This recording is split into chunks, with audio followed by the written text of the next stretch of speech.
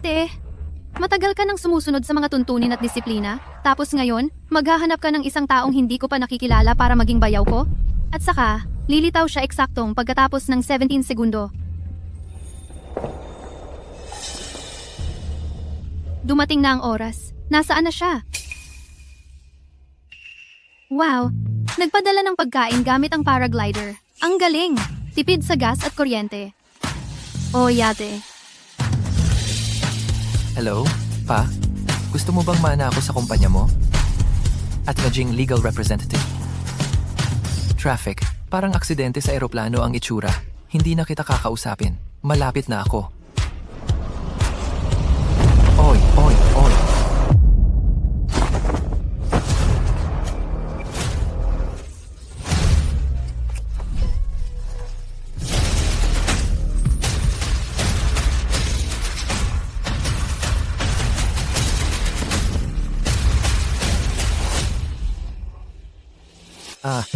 Salamat.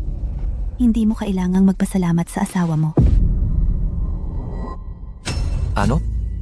Mali yata ang pagkakilala mo sa akin. Shujin ang pangalan mo.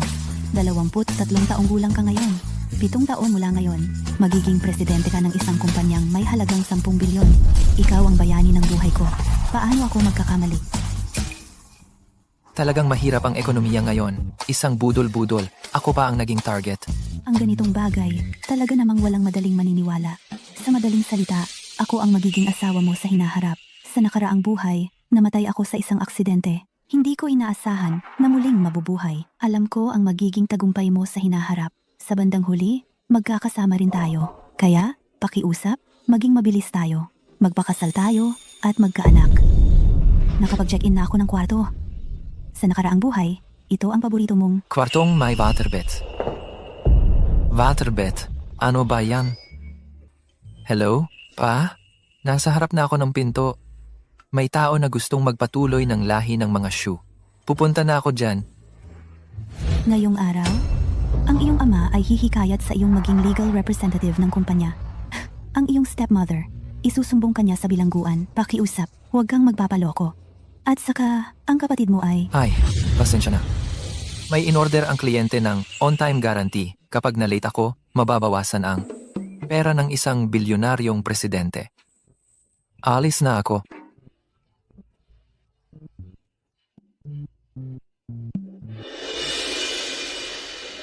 Ate, siya na nga ang hinahanap mo? Siyempre, Eh bakit siya tumakbo? Pupuntahan ko na siya at hulihin.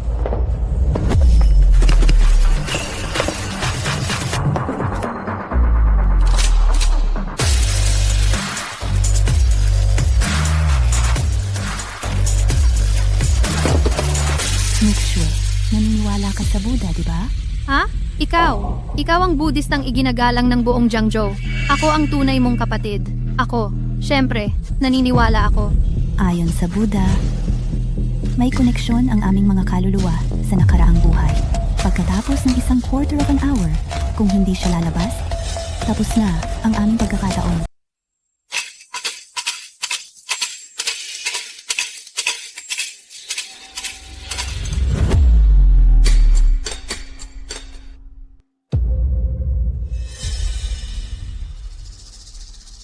Jianhe, ang pamilya nating Shu, sa Buddha Girl humingi, puro magagandang kapalaran ang nakuha. Ang paghina ng kumpanya, may pag-asang mapipigil na. Hawak ng Buddha Girl ang buong real estate industry ng Jiangzhou. Kami sa Jiangzhou at ang mga pamilya roon, lahat gusto humingi ng kapalaran sa Buddha Girl. Pero hanggang ngayon, ni mukha niya'y hindi pa namin nakikita. Walang puso ang Buddha Girl, malinis ang isip. Ang anak natin, kung gustong umakyat at maging manugang ng pamilya Yu, maliit ang tsansa. Tay, ang kailangan mo, dinala ko na. Naghirap ka. Balak kitang ipasok sa Shu Group para magmana.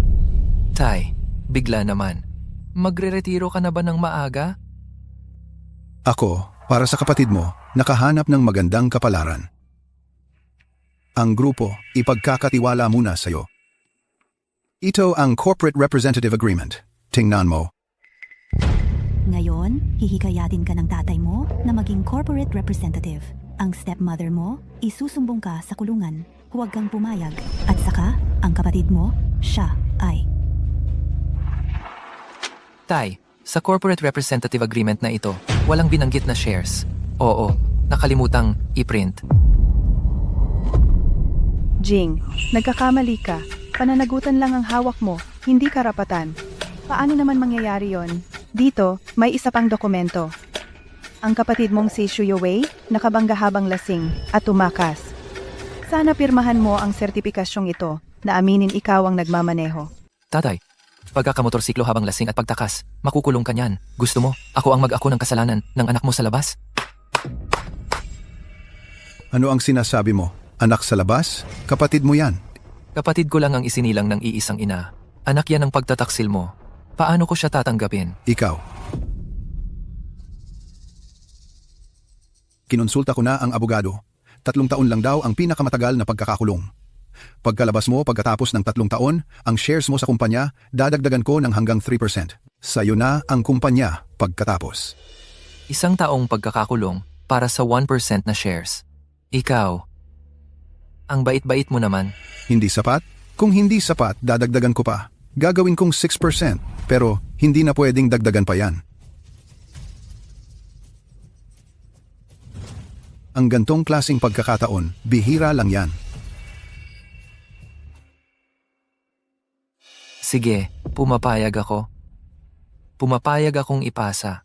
Ang gantong pagkakataon sa kapatid.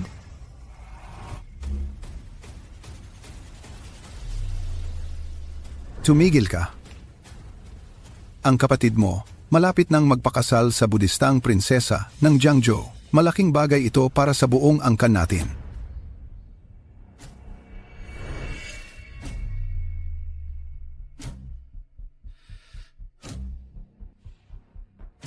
Tatay.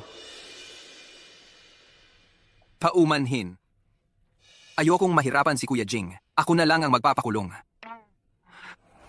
Inay, masakit ang binti ko. Samahan mo akong mag-surrender. Jianhe, Naku, Yuwei, ang kasal mo sa Budistang prinsesa, na plano na lahat. Paano ka namin papayagang mag-surrender? Ito, personal na usapan ko ito ni Xu Jing. Wala kang kinalaman dito. Tumigil ka. Kung lalabas ka sa pintuang ito ngayon, alam mo ang kahihinatnan. Anong mangyayari? Dahil lang ba isa akong rider o delivery boy, kailangan kong palitan ng anak mo at magpakulong para sa kanya? Noon, ako ang laging number 1 sa klase. Ikaw ang nagpahinto sa akin para tulungan ka.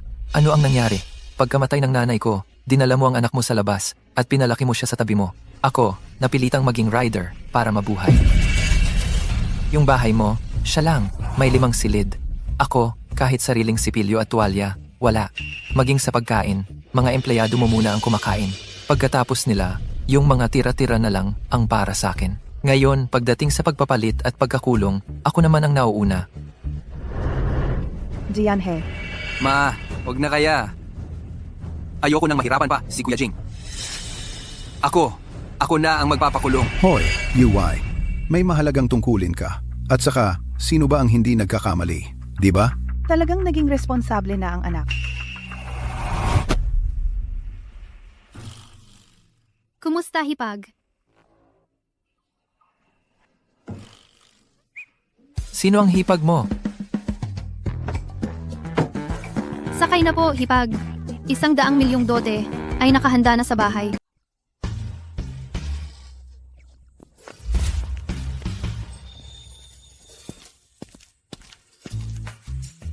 Nakonekta na po para sa inyo ang pinakabagong order sa LA.me.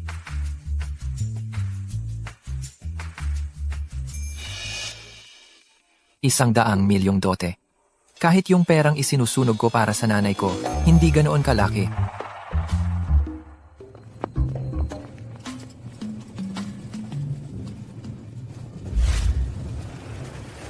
Ate, ayaw niya sa 100 milyong dot. Nagdi-deliver pa siya ng pagkain. Hindi siya yung tipo ng tao na mahilig sa pera. Ano ba ang gusto niya? O kaya, tapos na ang tadhana ninyong dalawa. Tapos na ba talaga? Malalaman lang natin yan pag pumasok na. Ibigay mo sa akin ang keycard ng water bedroom.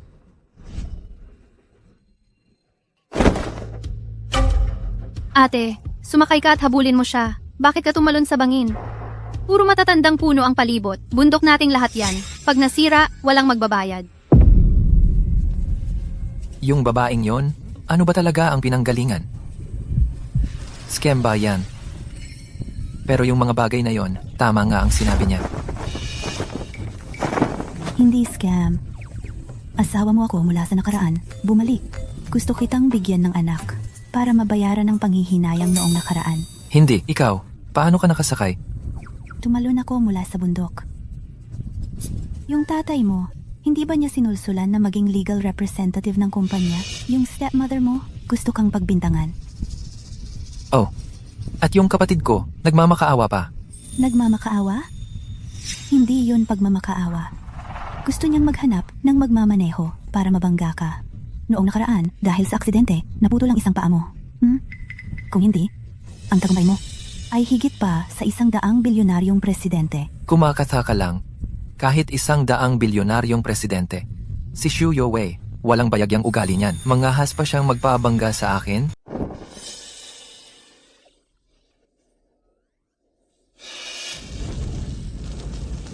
Ayos ka lang ba?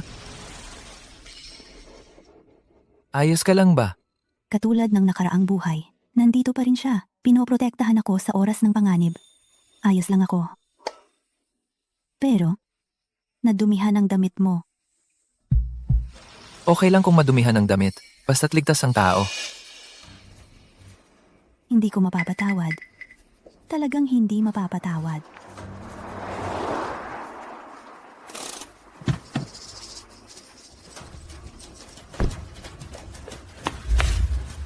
Ate, okay lang ba kayo ni kuya? Wag na si kuya. Medyo madumi lang ang laylayan. Hindi naman ako nabangga. Ang lakas ng loob na atakihin ang aming pamilya. Hihilahin ko na siya mula sa loob ng sasakyan. Patay man o buhay, gusto kong makita kung gaano kalaki ang bayag niya. Ang kapatid mo, sinadya ka pa ring banggain ng sasakyan. Xu Youwei. Eh di ngayon, nasunog na siya? Walang tao sa loob. Gumamit siya ng driverless technology. Tapos nagreklamo siya sa pulis para isisi ito at palitan ang makukulong. Naku, grabe naman. Okay lang kung ako ang binangga. Pero ikaw, kailangan ko pa bang bayaran? Ate, walang tao sa loob. Sus Mariosep. Itong sasakyan, baka hindi rin gusto kay kuya. Kaya nagkatawang tao na lang at sumalpok. Driverless. Tama nga ang sinabi mo.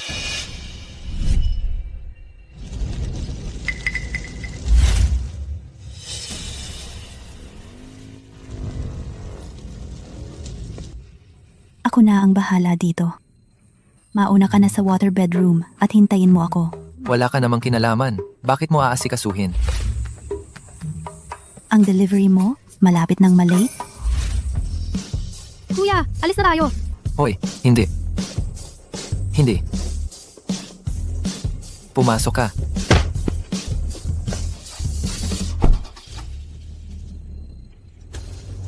Sa nakaraang buhay, ikaw ang laging nakatayo sa tabi ko para protektahan ako. Ikaw ang nagturo sa akin ng lahat ng alam ko ngayon. Sa buhay na ito, ako naman ang magpoprotekta sa iyo. Lahat ng mga basurang nagnanais na saktan ka ay dapat magbayad.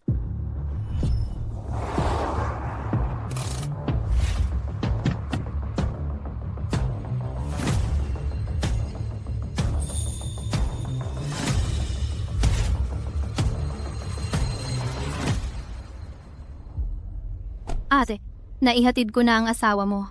Yung tao na sinabi mong sundan ko, pumasok sa restaurang ito. Salamat sa hirap. Ate, maraming tao sa taas. Sabay na tayong umakyat. Yung tungkol sa asawa mo, ako na ang bahala. Babalik agad ako.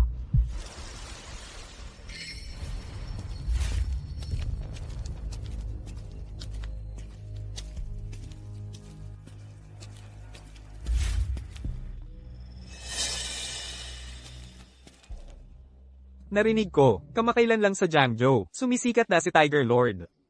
Malaki na ang negosyo niya. Oo nga. Sino ka? Yung mga boss sa Jiangzhou, nasa loob, may pulong. Walang papasukin na. Hindi importante.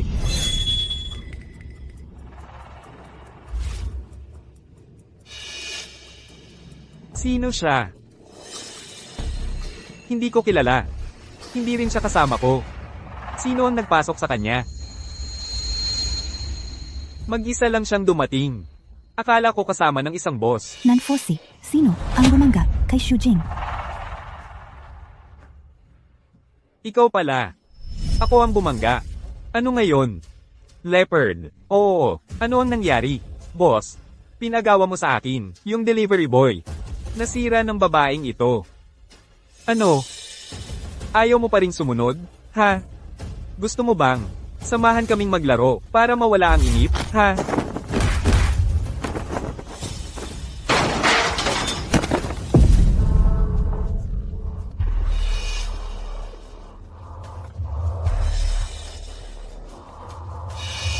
Yung masamang babae ng Yu family.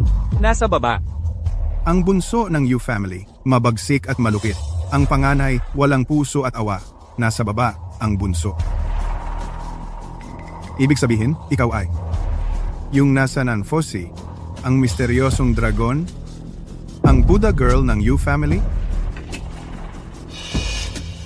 Nanfosi, ikaw ang nagbabangga kay Shujing?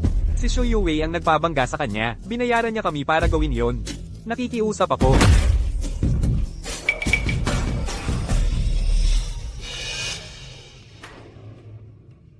Nasa panahon ako ng pagpipigil. Ayaw kong masira ito.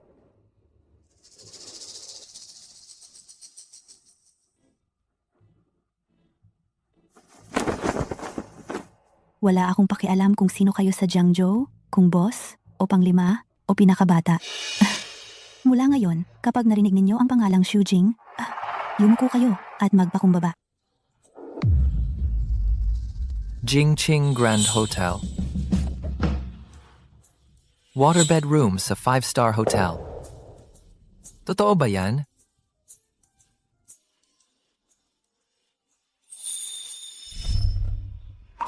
Kuya Shujing, hinahalikan mo ako. Paglaki mo, pakakasalanin mo ako.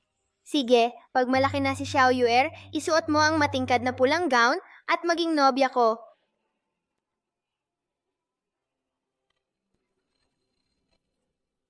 Totoo man o hindi, bayaran ko muna. Naghihintay pa sa akin si Xiao Yuer. Madaling araw ngayon, malapit sa South Buddha Temple, naganap ang isang malubhang aksidente sa sasakyan. Ang salarin ay kasalukuyang takas pa rin. Lubos na hinahanap ng pulisya.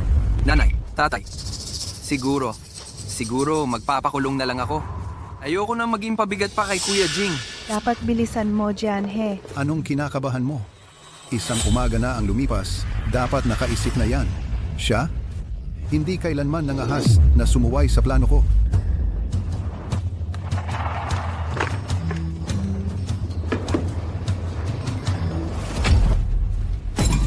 Naglakas loob siyang ibinaba ang tawag ko. Sa loob ng 10 minuto, kung hindi siya tumawag pabalik, habang buhay siyang hindi makakabalik sa bahay na ito. Hindi ako naniniwalang magagawa niya yon.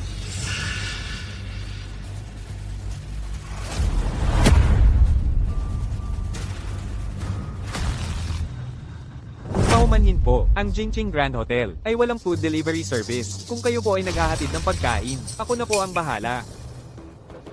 Excuse me, ito ba ang room card ng hotel ninyo? Kagalang-galang na black card guest. Maligayang pag-uwi.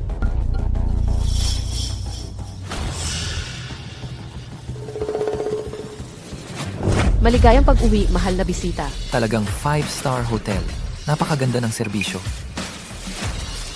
Si President Yu ay nakausap na namin. Sundan niyo po ako. Sino pong President Yu? Siyempre po, ang may-ari ng hotel namin, si Yu Zhaoqing, ang aming Jingqing Hotel, ang nag-iisang SVIP Black Card, ibinigay po sa inyo ni President Yu. Ang may-ari ng 5-star hotel. Seryoso pala siya.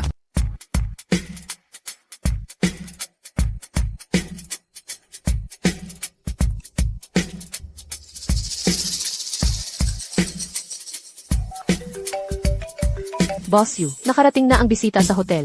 Asikasuhin mo ng mabuti. Kumusta na ang pag-aayos ng kwarto? Si Yao Liu, ang Jingqing Suite number 1. Handa na ba? Malapit nang mag-check-in ang bisita. Manager Wu, ayon sa mga gusto na ibinigay ni Boss Yu, inaayos na ang mga detalye. Inaasahang matatapos ang pag-aayos sa loob ng 5 minuto. Sige, pupunta na ako diyan. Opo. Bisita, rito po kayo. Magtatanong lang ako, ano ba yung water bedroom? Nagbibiro po kayo. Ayon po kay Boss Yu, ito ang paborito ninyong estilo ng kwarto.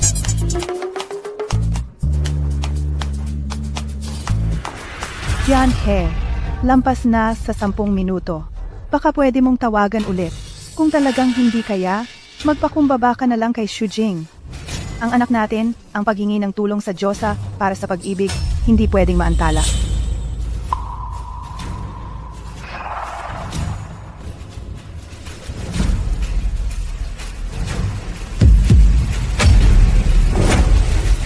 Binalak niya ako.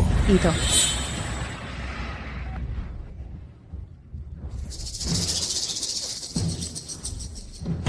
Hindi rin sumasagot ang telepono. Anong gagawin natin? Ako. Hindi naman talaga ako. Makukulong, no? Huwag kang mag-panic. Itong batang to, nag-aasta lang yan parang bata. May kakilala ako.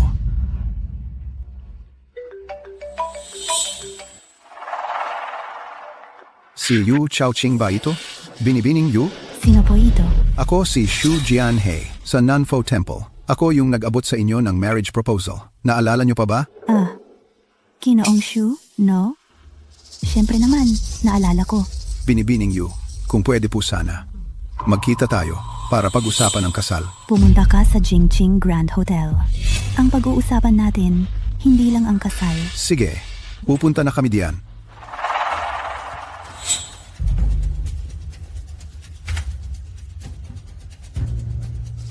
Banggain. Si Xu Yue ang nagpabangga. Binayaran niya kami para gawin yon. Kanina, tumawag ako kay Binibining Yu. Pumayag siyang kausapin tayo tungkol sa kasal. Ang ibig mong sabihin, tutulong siya sa problema ng anak mo? Para sa kanya, madali lang yon, di ba? Ang Buddha maid, mahigpit ang mga alituntunin at disiplina. Walang puso, walang damdamin. Ako, maaasahan ko ba talaga siya? Huwag mong maliitin ang sarili mo. Ang Buddha maid na yon, naniniwala lang siya sa Buddha. Hindi naman siya madre. May pangangailangan din siya na mag-asawa at magkaanak. Basta't tanggapin niya ang pagkakataong ito, ibig sabihin, handa siyang bigyan ka ng pagkakataon. Ayos yan. Pero hindi lang naman ako ang anak mo. Ang kasal na sinasabi ng Buddha maid, baka naman para kay Kuya Jing. Kumpara sa iyo, si Jing, isang hamak na delivery rider lang. Nagustuhan pa siya ng isang Yu na kontrolado ang real estate sa buong Jiangzhou. Maliban na lang kung sa nakaraang buhay, iniligtas niya ang buhay nito. Ma, wag mong sabihin yan kay Kuya Jing. Basta't mapapayagan ng budistang babae, ang relasyong ito, yung aksidente mo sa Nanfo Temple, hindi na kailangan ng kapalit. Sa kapangyarihan ng pamilya Yu, isang daliri lang ang kailangan para mapigilan yan. Salamat pa, Ma.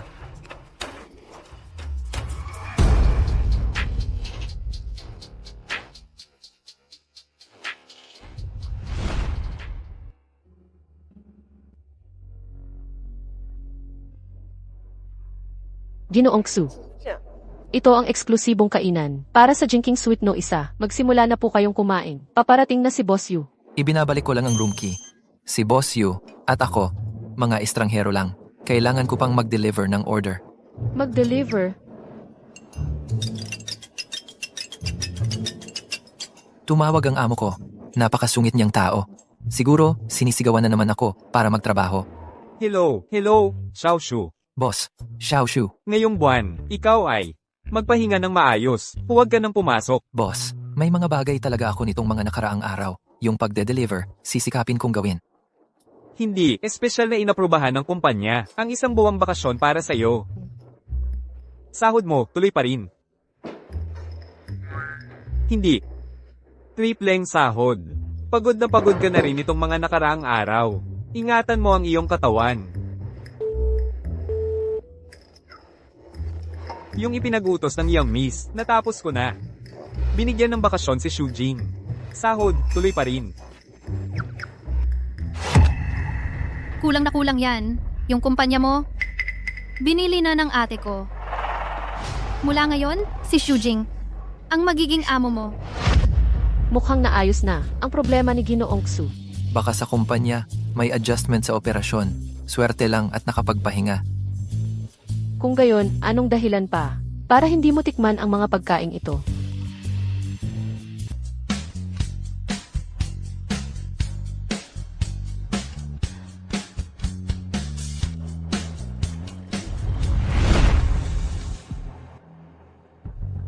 Talagang karapat-dapat sa titulong pinakamagandang hotel sa Jiangzhou. Ang ganda ng dating. Maliit na bahagi lang ito ng imperyo ni Funi. Kapag naayos na ang pagpapakasal ninyong dalawa, lahat ay magiging sa iyo. Yue, napakatalino mo. Pagpipinta, eskultura, imbensyon, paglikha, bihasa ka sa lahat. Hindi magtatagal at mapapansin ka ni Foni. Tama, hindi tulad niyang... Shujing, bakit siya nandito? Peta. Nabuhay pa siya sa aksidente?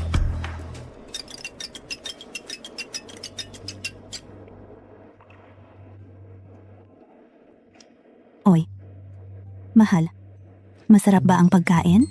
Lahat yan ay paborito mo. Mahal, yang tawag na yan, huwag mong gamitin ng basta-basta. Pero salamat sa pag-aasikaso. Paano mo nalaman ang numero ko at mga gusto ko?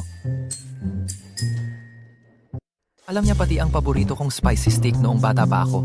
Sa nakaraang buhay, sinasaulo ko na ang numero mo. Mga gusto mo? Mababaw yan. Alam ko rin na may nunal ka sa puwet. Hindi, ikaw. Nag-iimbestiga ka sa akin? Ano? Bakit nandito ang tatay ko? Gusto kong maging saksi sila. Ami tuwafo.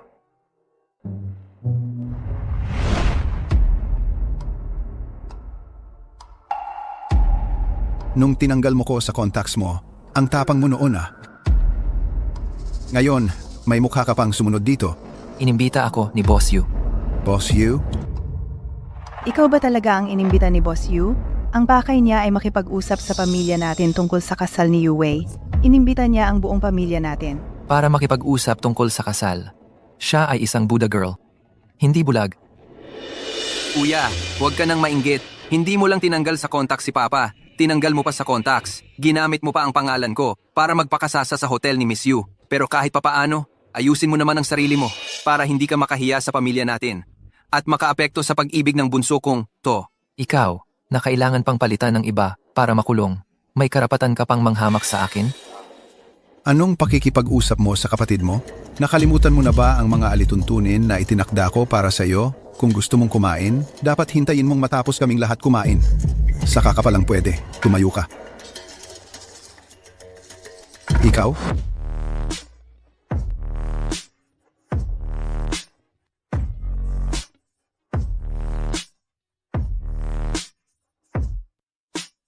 Hinayaan mo talagang hindi mo sundin ang sinasabi ko. Tatay, wala tayo sa bahay ninyo.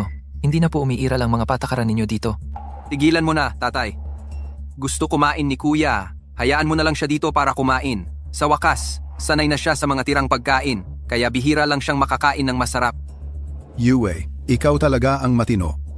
May mahalagang bagay tayong dapat asikasuhin ngayon. Hindi natin pwedeng mag-iwan ng masamang impresyon kay Miss Yu. Manager? President Xu. Humanap ka ng damit na presentable para sa kanyang isuot. Tingnan mo ang suot niya ngayon. Parang ano ba yan? Kayong dalawa, bakit hindi niyo siya sinasabihan? Paano kung mag-iwan ito ng hindi magandang impresyon kay Miss Yu? Ano na lang ang gagawin natin? President Xu. Si Ginoong Xu ay isang mahalagang bisita na inimbitahan ng aming presidente. Okay lang kung medyo kasual ang suot niya. Walang problema. Mahalagang bisita? Siya? Presidente Xu.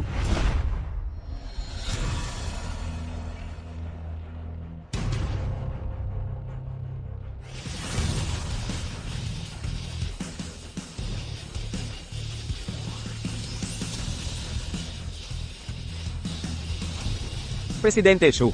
Bakit biglaan niyo kaming inimbitahan para kumain? Mabuti po, Presidente Xu. Mabuti po, ma'am. Tatay, ano bang nangyayari? Ang kasal mo sa Buddha Girl, mas maraming saksi, mas mabuti para sa atin. Naiintindihan ko na. Inimbitahan ninyo ang lahat ng kilalang tao sa Jiangzhou, tatay. Sa huli, kahit hindi pansinin ng Buddha Girl ang mga tao, kailangan pa rin niyang pansinin ang sitwasyon. Paano siya makakatanggi sa kasal ko? Jianhe, napaka-maingat mo talaga. Malapit nang ikasal ang aking anak, kaya naisip ko agad na ibahagi ang balita sa inyong mga kasama. Presidente Xu. Hindi gaanong mapayapa ang mga araw ngayon. Kinuha na si Akon kaninang umaga. Hindi mo alam kung gaano kabagsik ang Buddha girl ng pamilya Yu. Ang Buddha girl? Nasaktan ni Akon ang isa sa kanyang mga tao. Sabi nila, vegetarian siya at nagdarasal, at simple lang ang pamumuhay. Pero kapag kumilos na siya, wala akong nakitang mas mabagsik pa sa kanya. Para siyang isang masamang Diyos. Ano ba talaga ang nangyari? Sa madaling salita, isa lang.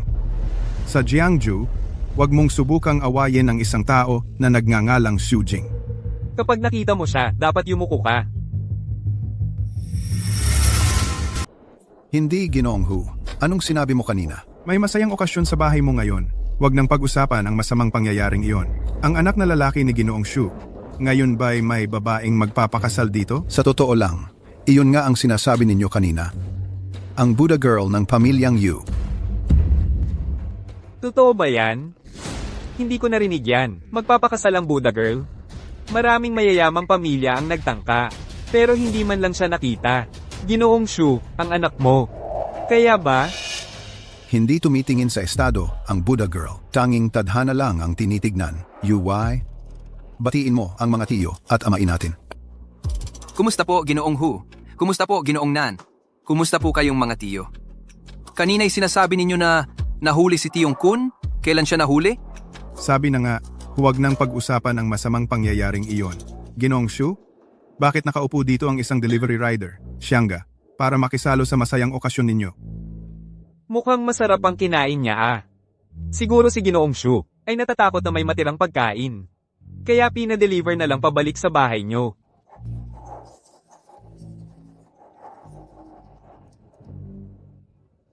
Siya ay ang panganay kong anak sa dati kong asawa. Siyempre, hindi siya makakapantay kay Yue. Dinala ko siya rito ngayon para lang makakita ng iba't ibang bagay. Ginoong Xu, ang lalim mong maglihim ha? Matagal na kitang kilala, pero hindi ko alam na may panganay kang anak. Ang anak ng isang kagaya mong Ginoong Xu ay nagde-deliver. Gaano ba kalaki ang galit ninyo ng dati mong asawa? Sino ang nakakaalam?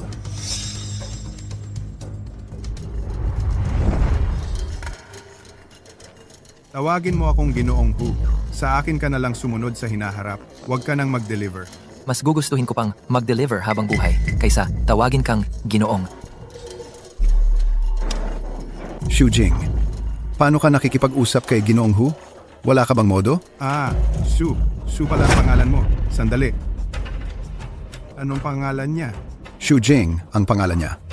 Anak siya ng aking dating asawa. Palagi siyang nasa labas. Pinabayaan ko lang siyang lumaki. Kulang sa pakikisama. Ginoong Hu, pasensya na sa kahihiyan. Xu Jing. Siya pala si Xu Jing?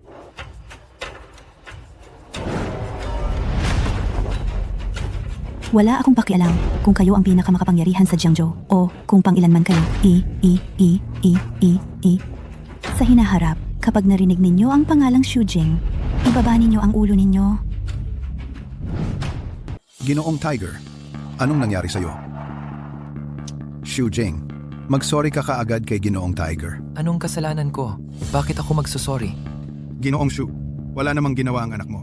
Ako ang may problema. Sa susunod, tawagin mo na lang akong Xiao Hu. Jianhe, bakit parang natakot sila nang marinig ang pangalan ni Xu Jing? Ginoong Xu, pwede bang magtanong? Tungkol sa kasal. Sino ba talaga ang ikakasal? Halatang halata naman kung sino. Siyempre si Yue. Hindi naman siguro si Xu Jing, di ba? Baka nagkamali ako ng narinig na pangalan. Ako mismo ang nagabot ng kasunduan sa kasal. Nakasulat talaga ang pangalan ni Yue. At sa hinaharap, si Yue ang magiging susunod na tagapagmana ng Xu Group tungkol naman sa kanya. Kuya, alam kong nahihirapan ka. Gusto mo lang kumain ng masarap. Pero hindi naman kailangan na galitin mo si Papa. Kuya, nakapak na yung pagkain. Uwi na muna tayo. Kung hindi ka aalis, papabanggain kita ulit. Beta ka.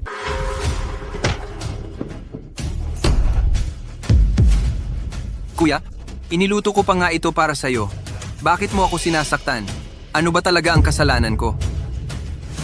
Jianhe, kontrolin mo naman ang anak mo. Shu Jing, akala mo ba masyado akong mabait kaya ganyan ka na sa akin? Boss Shu, huwag kang magpadalos-dalos. Hindi pwede yan. Kung sasaktan mo si Shujing, baka magkagulo. Anak ko to, pinapagalitan ko lang. Anong magiging problema? Tay, alam mo ba kung ano ang nangyari nang umalis tayo sa Nanfo Temple? Dahil lang hindi ko siya pinagtakpan at pinalitan sa kulungan, sinadya niya akong banggain. Ganun ba? Oo, ako ang nag-utos sa'yo na pagtakpan ako. Ako ang gustong mambangga sa'yo, pero hindi talaga dahil naiinggit ka sa akin dahil kinagigiliwan ako ng Buddha Girl. Naiinggit ka. Dahil mas gusto ako ni tatay kaysa sa'yo. Jianhe, may sugat sa pa si Yue. Palagi siyang nasa tabi natin. Paano niya magagawang mambangga? Mahirap ba intindihin? Lasing siya ng mambangga. 2 patay, 2 sugatan. Dahil hindi ko siya pinagtakpan, ginamit niya ang sasakyang iyon para banggain ako. Gusto niyang ipasa sa akin ang 2 aksidente. Katarantaduhan.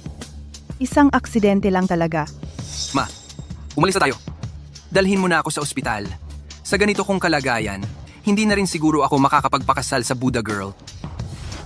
Yue, huwag kang mag-alala. Kung may inapi sa'yo, ipagtatanggol ka ng tatay mo. Mabilis ka? Shu Jing, ipinaalala ko sa'yo na tulungan mo ang kapatid mo. Kung hindi mo man siya matulungan, ginawan mo pa siya ng masama. Sobrang disappointed ako sa'yo.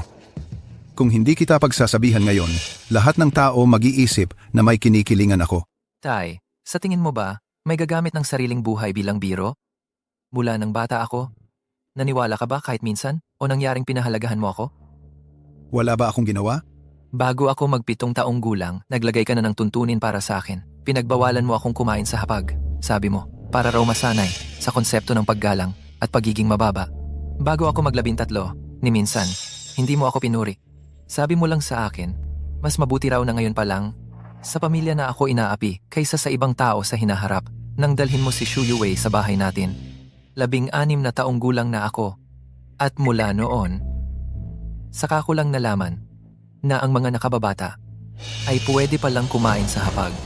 Na kapag ako mismo ang nag-ayos ng kama ko, makakatanggap pala ako ng papuri mo. Na kapag siya ang nagkamali, ako ang dapat managot. Hindi ako kailanman nagalit dahil sa pagtrato mo sa akin. Hindi rin ako lumayo dahil sa pagiging malamig mo. Kuya Jing, sinuntok niya ang mata ko. Ang sakit. Parang mabubulag na ako. Tay! Jianhe, kapag may mali ang anak, kasalanan ng ama. Kung hindi mo siya paparusahan, ako na ang gaganti para sa anak ko.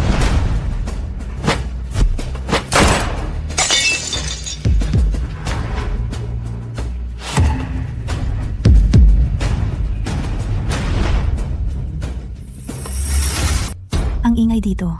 Gusto ba nilang gibain ang hotel na ito? Miss Yu, si Su Jianhe ang nag-utos sa amin. Kung may nasaktan man kami, patawad po. Yu Chaoqing, grabe naman to. Tingnan mo ang sarili mo.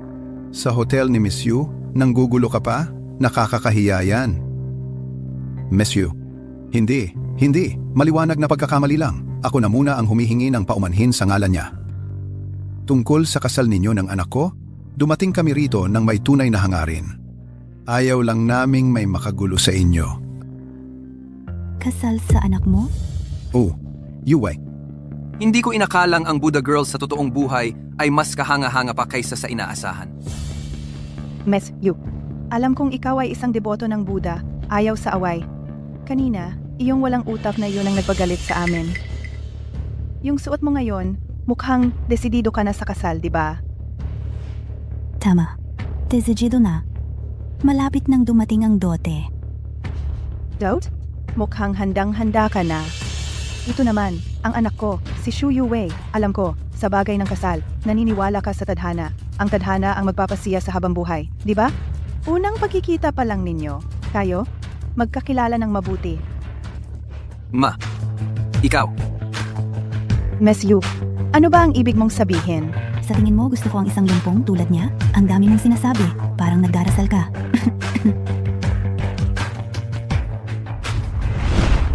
Honey, huli na ako. Ang tawag na asawa. Hindi ko kayang tanggapin. Bakit naman? Dahil hindi ka sumama sa akin sa water bedroom. Binibining Yu, baka nagkakamali ka. Sa kasulatan sa kasal na ibinigay ko sa iyo, ang nakalagay ay pangalan ni Xu Yuwei. Hindi si Xu Jing. Kung hindi ka naniniwala, tingnan mo.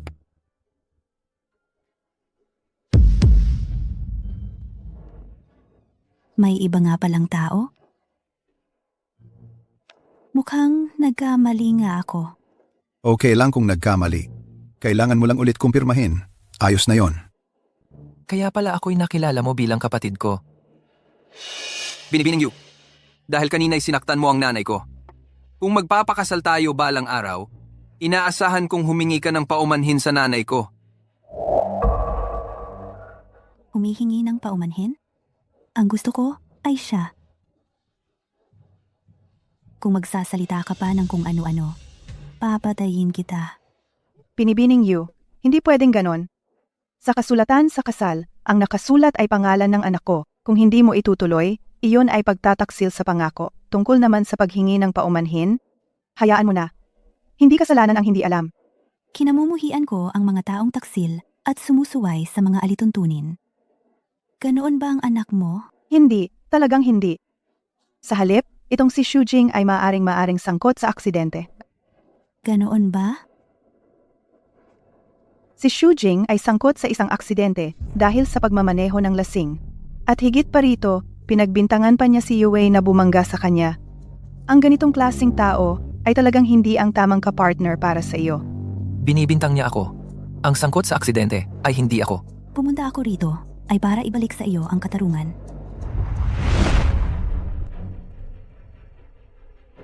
Ayon sa ulat, may tao sa lugar na ito na may kinalaman sa aksidente sa Nanfosi kung saan 2 ang namatay at 2 ang nasugatan. Ayon sa investigasyon, madaling araw ngayon sa Nanfosi, ang parehong sasakyang sangkot ay sunod-sunod na nakagawa ng 2 aksidente.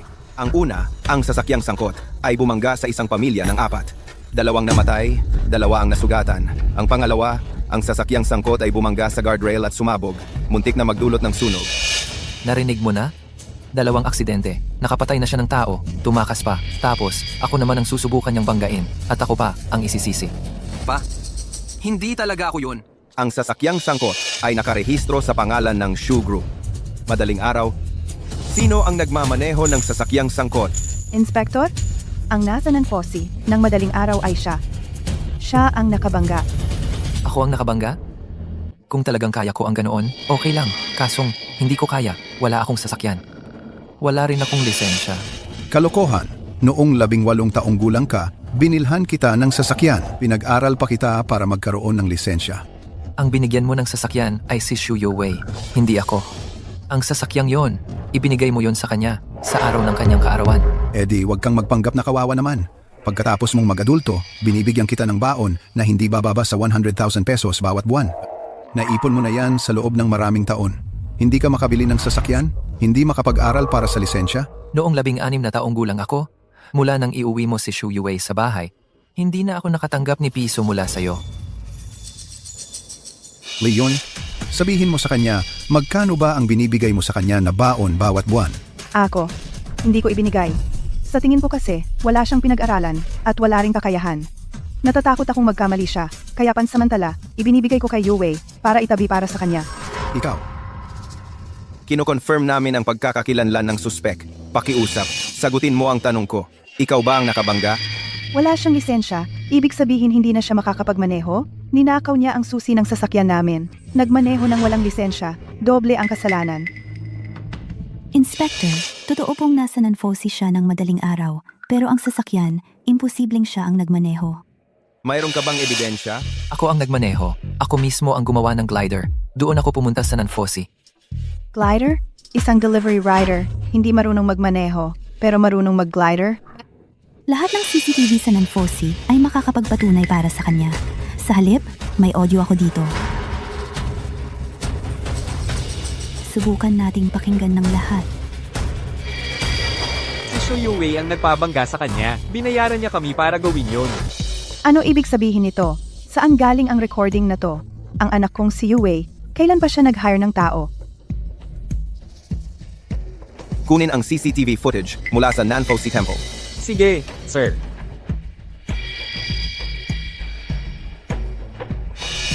Ikaw, Dai, itong recording mo, sa anong sitwasyon ito ni record? Lasing si Shu Yowei nang tumakas siya at nakabangga. Gusto niyang ipasalo kay kuya ang kasalanan, pero tumanggi ito, kaya gumawa siya ng isang aksidente para mapunta sa kanya ang sisi. Hindi. Miss Yu, mabait ang puso ni Yue. Paano niya magagawa ang ganitong kasamang bagay? Hindi ba't pagpatay yon? Pagbatay nga yun. Pa, hindi ko ginawa yon. Talagang hindi ko ginawa ang ganoong bagay. Siya. Siya ang nagsisinungaling tungkol sa akin. Sir, nahanap na ang video. Ano? Base sa paghahambing ng oras, ang taong ito ay wala sa lugar nang mangyari ang insidente. Kaya maaari nang alisin sa listahan ng mga sospek. Yung CCTV, malinaw ba kung sino talaga ang nakabangga? Hindi pwedeng makalusot ang ganitong hayop sa batas. Ang taong nagmamaneho ng sasakyan ay malamang na. Hindi pwede, madilim masyado ang ilaw, malabo ang kuha, hindi makilala ang mukha. Inspector, huwag nang mag-imbestiga pa. Ako ang lasing na nagmaneho. Ako ang nakabangga. Ako'y kusang magpapakulong. Tatay.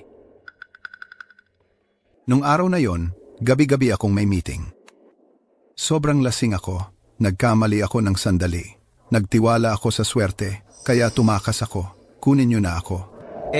Ano naman yung nangyari na nasira ang sasakyang sangkot? Paano nangyari yon? Ikaw din ba ang may gawa? Ang pagkasira ng sasakyang nakabangga, wala akong alam dyan. Kapitan,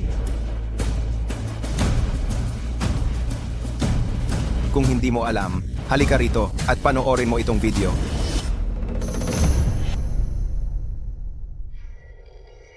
sinadyang mabangga ng sasakyang ito ang dalawang kasamahan natin. Ito'y planong pagpatay. Pero mabuti na lang, walang nasaktan o namatay. Su Yue. Ilan pang bagay ang itinatago mo sa akin? Tay, hindi ako yun. Hindi ako ang nagmamaneho. Sira nga ang kamay ko. Binibini, yung recording kanina, pwede po bang pakinggang muli? Siyempre po. Si Shu Yue ang nagbayad para mabangga siya. Kami ang inupahan niya. Sino yung nagsasalita? Ang may-ari ng Hong Tu Restaurant sa Jiangzhou, si Wu Qiangkun. Palayaw niya ay Ah Kun. Yui, hindi mo kailanman sinabi sa akin na may koneksyon ka pa rin kay Wu Qiangkun. Alam mo ba kung anong klaseng tao siya? Titay. Tay, hindi ko ginawa yon. Peki ang recording na yan. Hindi pwedeng isang salita lang ni Akun ay sapat na para patunayan na ako ang nag-utos sa kanya. Wala rin naman akong kakayahang gawin yon. Tama siya, Jianhe. Napakabait na bata ni Yue. Lumaki siyang may napakagandang edukasyon. Paano niya magagawa ang ganitong bagay? Sa tingin ko, baka may nagtulungan lang na ibang tao.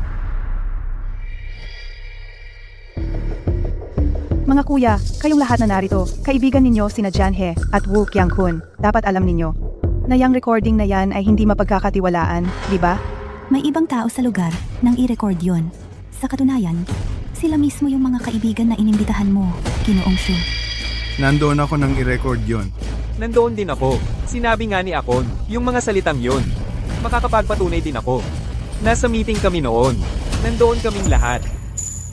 Inspector, kung kulang pa ang ebidensya, dinala ko na rin ang mismong tao. Ako yan. Tinanggap ko ang 50,000 piso mula kay Shu Yue. Hiniling na aksyonan si Shu Jing. Ako ang nagmamaneho ng kotse. Noong mabangga ang tao, sinamantala ang teknolohiya ng pagmamanehong walang driver. Inaamin ko ang kasalanan ko. Dalhin ang tao pabalik para imbestigahan. Oo. Tulungan mo ako. Tatay, mali ako. Tatay, sagipin mo ako. Tatay, mali ako. Tatay. Jianhe, mag-isip ka ng paraan. Bilis! Shu Jing, pwede bang bigyan mo ng pagkakataon? Sumulat ng liham ng pag-unawa. Patawarin mo siya. Gusto niyang kunin ang buhay ko. Pero ikaw, pinapabayaan mo akong bigyan siya ng pagkakataon. Patawarin mo siya. Pero kapatid mo siya. Matanda, ikaw si Shu Jianhe, di ba? Alam mo ba? Mushue. Ito ang aking pribadong investigasyon. Tingnan mo.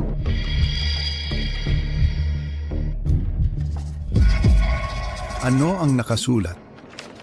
Ikaw na ang tumingin. Ay, Miss Yu. Alam ko ang lahat ng ito ngayon.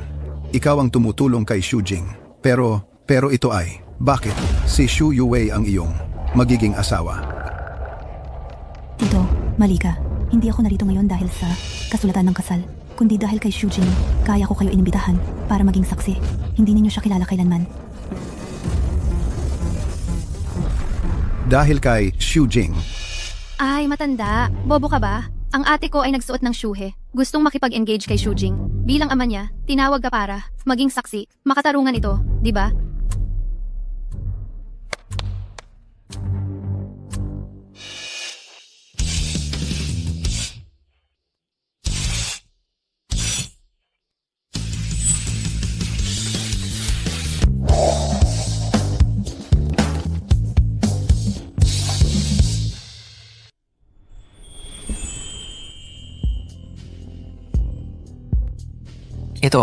Ito na yon.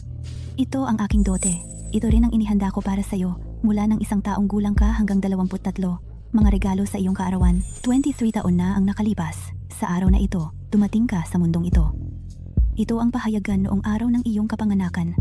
Dito nakasulat ang lahat ng malalaking pangyayari sa araw mismo ng iyong kaarawan.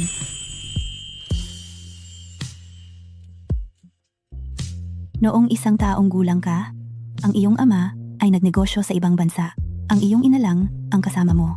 Naisip ko, baka kailangan mong makinig ng mga kwentong tulad ng Little Prince. Habang lumalaki ka, naniniwala ang Little Prince na ang lahat ng matatanda ay nagsimula bilang mga bata.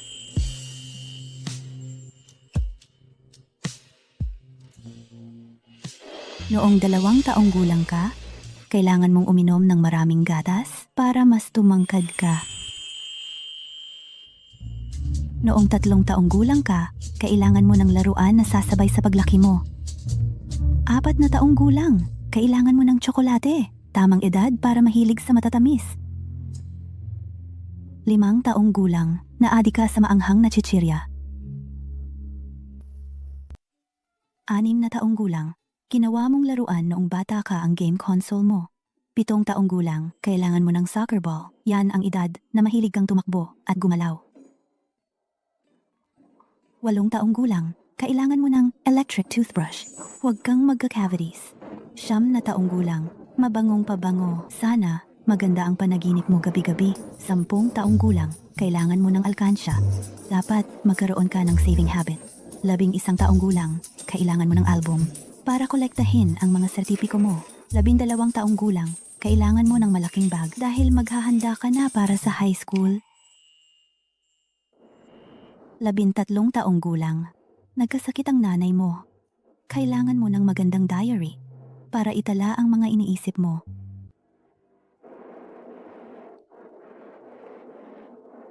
14 na taong gulang, ang lumang sapatos mo ay tinahinang nanay mo. Nagnanais ka ng bagong sapatos, pang sports? Para makapagtakbo ka ng malaya sa court. 15 taong gulang, nagsimula kang magkabigote. Wala si tatay sa tabi mo. Hindi naman marunong magturo si nanay. Gumagamit ka ng pang-ahit. Madalas kang magdugo sa mukha. 16 na taong gulang. Noong 16 ka anyos, umalis na si Tia. Sa tingin ko, nandyan pa rin siya sa lugar na hindi mo nakikita. Patuloy na nagbabantay sa iyo. Paano mo nalaman ang mga nangyari nung bata pa ako? Mas alam ko pa nga kaysa sa'yo.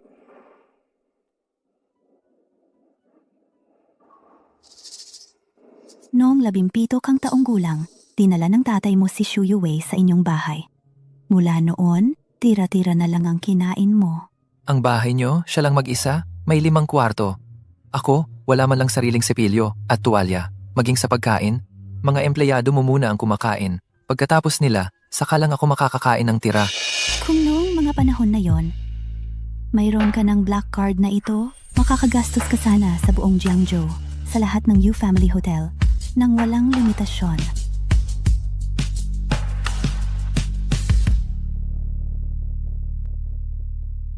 Noong 18 kang taong gulang, ang tatay mo binigyan ng kotse si Xu Yuwei. pero hindi pinansin ang hiling mong magkaroon ng lisensya. Katarantaduhan yan. Noong 18 kang taong gulang, binilhan kita ng kotse. Pinag-aral pa kita magmaneho. Ang binigyan mo ng kotse, si Shu Yuwei yon. Hindi ako. Ang kotse na yon, ibinigay mo sa kanya noong kaarawan niya. Sa tingin ko, pwedeng sa susunod na lang ang lisensya. Pero ngayon, maaari ka nang magkaroon ng mas maraming kotse kaysa sa kanya.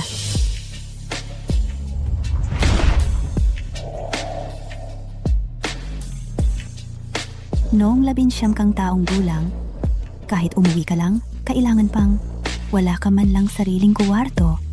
Gusto kong sabihin sa'yo na sa buong Jiangzhou, saan man, bahay mo yon. Boss Yu, ako ay isang ordinaryong delivery rider lang.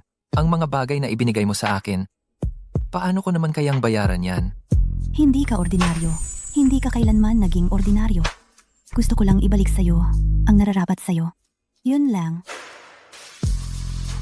Noong ikaw ay 20 taong gulang, nagsimula kang madiscriminate ng mga katrabaho at boss mo. Pinili ko ang kumpanya mo. Mula ngayon, ikaw na ang boss. Kulang pa yan. Ang kumpanya mo, binili ng ate ko, Mula ngayon, si Shujing. Ang magiging boss mo. noong ikaw ay 21 taong gulang, gabi-gabi kang nag-aaral ng engineering para balang araw, makapasok ka sa kumpanya ng tatay mo. Sa panahong yon, marami kang naimbento na mga kakaibang bagay. Isa na roon, ang paraglider.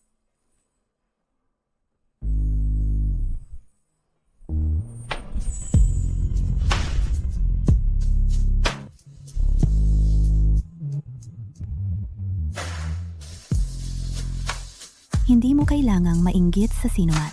Itong paraglider na ito, ginaya ko lang ang disenyo mo at ibinigay sa'yo. Lahat ng iyong mga likha at ideya, mula ngayon, ako ang tutulong sa'yo para gawin, i-produce ng maramihan, at ibenta. Ang iyong talento ay hindi na muling malulubog. Noong ikaw ay 22 taong gulang, Miss Yu, ang mga imbensyong ito, lahat yan ay gawa ng anak kong si Shu Yuwei. Siya na-graduate lang ng high school. Paano niya malalaman ang pag-imbento? Ang mga to, ninakaw lang niya yan. Ang dapat mong pahalagahan ay ang anak kong si Yuwei. Tita, lahat ng tagumpay ni Shu Yuwei, ako ang nagbigay sa kanya. Paano naman nangyari yan? Tay, pinatigil mo ako sa pag-aaral ng maaga. Laging may hinanakit sa puso ko. Kaya, tuwing umuwi ako, diretso ako sa study room ni Shu Yuwei. Lahat ng ipinakita niya sa kumpanya mo, ang mga resulta. Ako ang gumawa, pero itinapon ko lang ng mga draft yan. Yuwei, napakatalino mo. Pagpipinta, eskultura, pag-imbento, paglikha, magaling ka sa lahat. Ang pagkahanga sa'yo ni Buddha Girl, hindi na yan malayo. sandali na lang. Kaya nahulaan mo na ba ang regalo mo sa ika-22 mong kaarawan?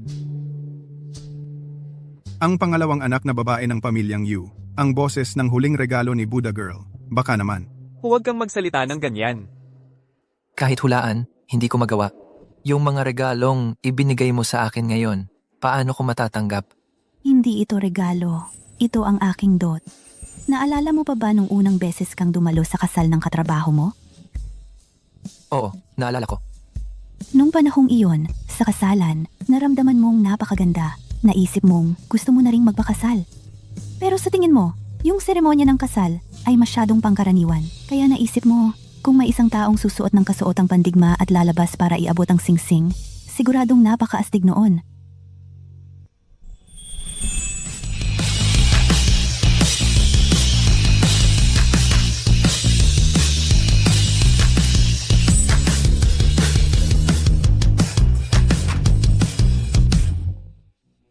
Kaya ang regalo sa iyong ika-22 na kaarawan, nais kong tuparin ang pangarap mong iyon. At ngayon, ang regalo sa iyong ika-23 na kaarawan, nais kong ibigay ang aking sarili sa iyo. Ginoong Shu? Payag ka bang pakasalan ako? Kaya naman palagi siyang nandito para kay Shu Jing, hindi para nakawin ang mga nagawa ni Shu Jing, si Shu Yuwei na yon.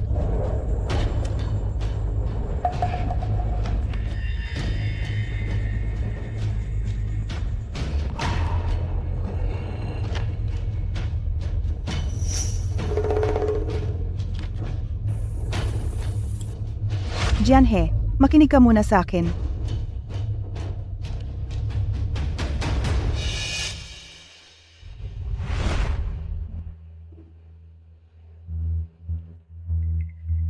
Talagang bagay na bagay. Para silang itinadhana. Nakakalungkot naman. Bakit hindi ako nakakatagpo ng ganitong babae?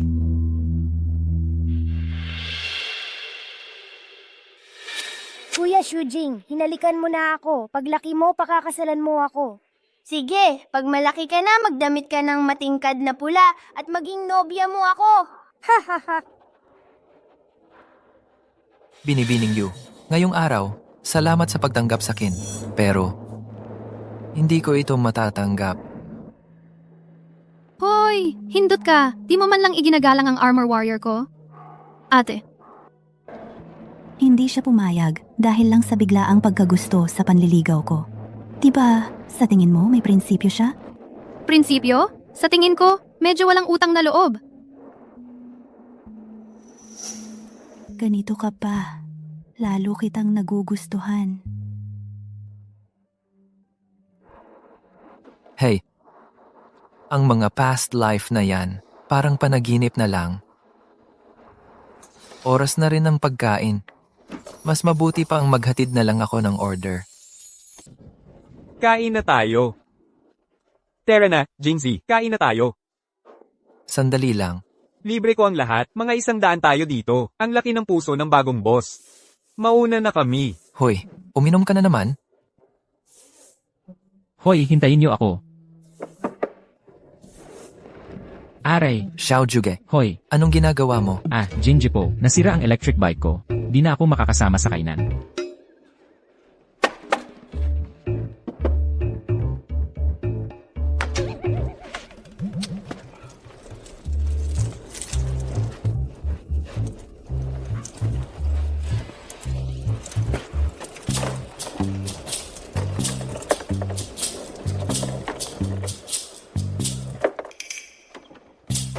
Ayos na.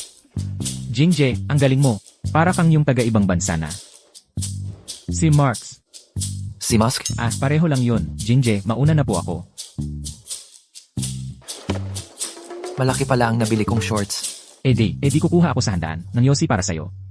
At malaking chicken leg. Walang makakatalo sa bilis ng kamay ko. Hehe. Siya, alis ka na?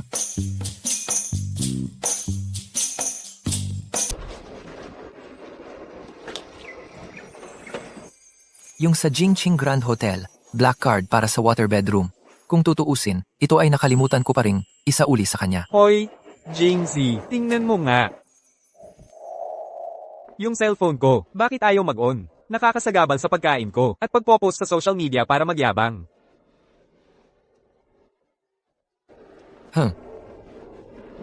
Ito, hindi makakonect sa internet. Hindi makakonek? Ha?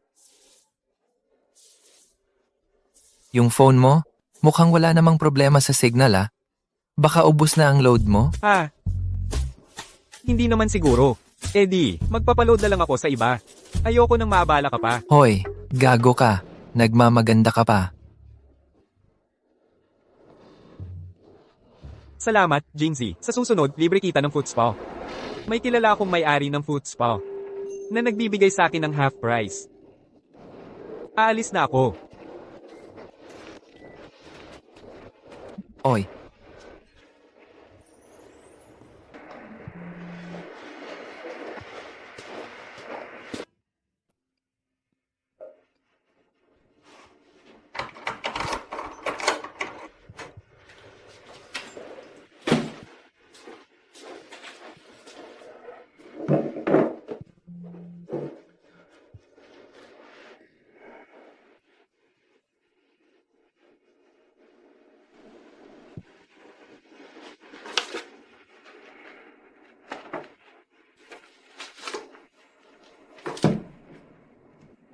Si Shujing ay nanumpang pakakasalan si Xiao Yue.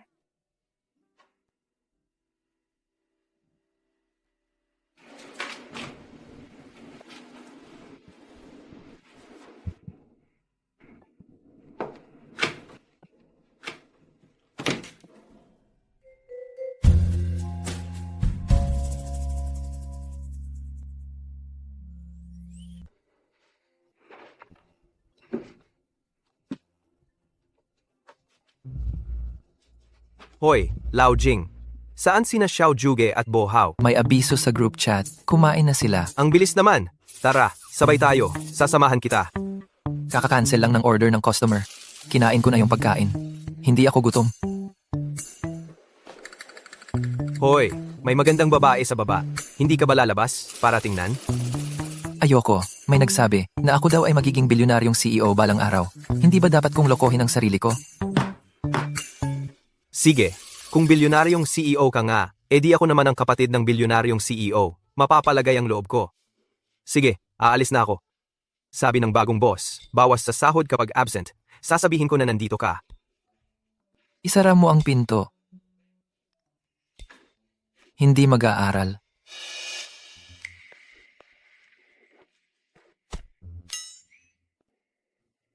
Hala.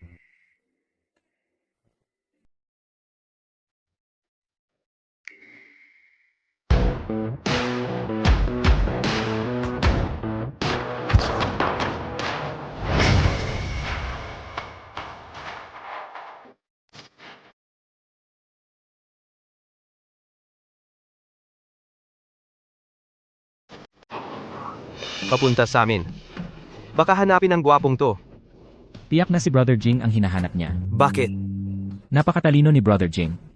Marunong mag-ayos ng cellphone, marunong mag-ayos ng computer, kaya pang gumawa ng sariling paraglider para mag-deliver. Si Brother Jing lang ang karapat-dapat sa ganyang kagandang babae.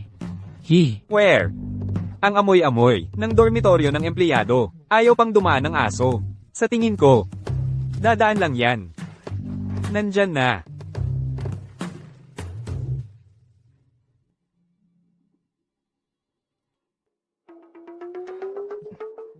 Miss, kanino ka pupunta? Ano pong maitutulong ko?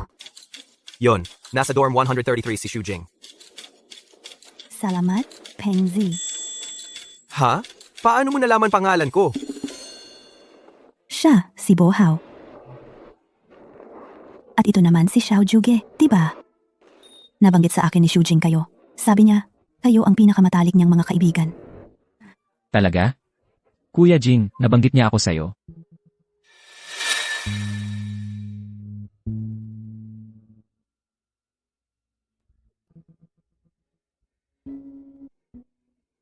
Balang araw, magiging napakagaling ninyong mga tao.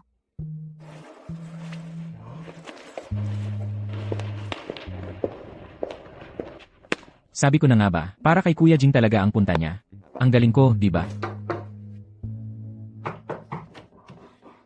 Azi, may naiwan ka na naman?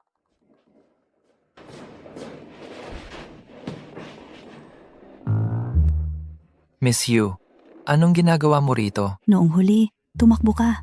Hinahanap kita para pagbayaran ka. Bakit? Ayaw mo ba akong anyayahan na pumasok at umupo sandali? Pasok ka. Yung black card na binigay mo sa akin noong huli, hindi ko pa nababalik sa'yo. Hahanapin ko para sa'yo.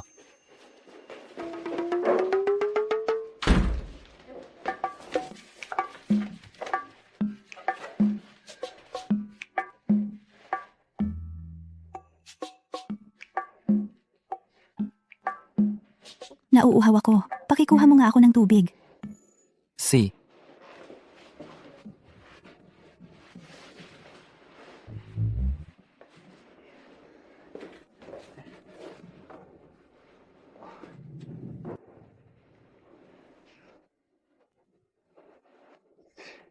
Miss Yu, hindi maganda ang kondisyon dito sa dorm.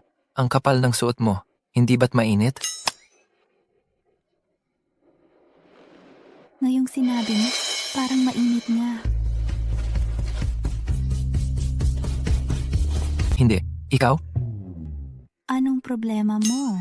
Ako? Anong suot mo? Ito lang. Hindi ba ang pula, napapatingkad nito, ang kutis ko? Ano? Hindi ba maganda? Maganda. Maganda? Bakit hindi mo ako tinitingnan? Tinitignan kita. Bakit ka umiwas ng tingin? Ayaw mo ba sa akin? Hindi. Ikaw. Bakit ka pumunta rito? Na ganyan ang suot. Ipinapakita ko lang. Ipinapakita. Hindi mo ba gusto? Oo naman, gusto ko. Ako ba ang gusto mo o yung damit? Paano ko sasagutin ang tanong mo na ganyan? Sa tingin mo, mas maganda ba ako? O yung damit? Hulaan mo nga.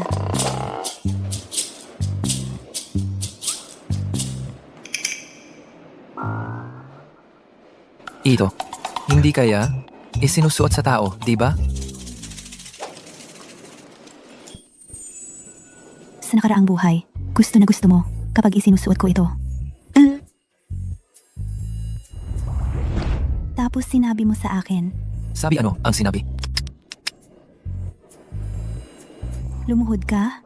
Gapang ka rito? Ito, hindi kaya ito ay medyo hindi respeto sa tao.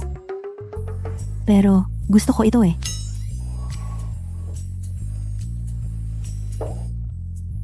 Halika subukan mong isuot sa akin.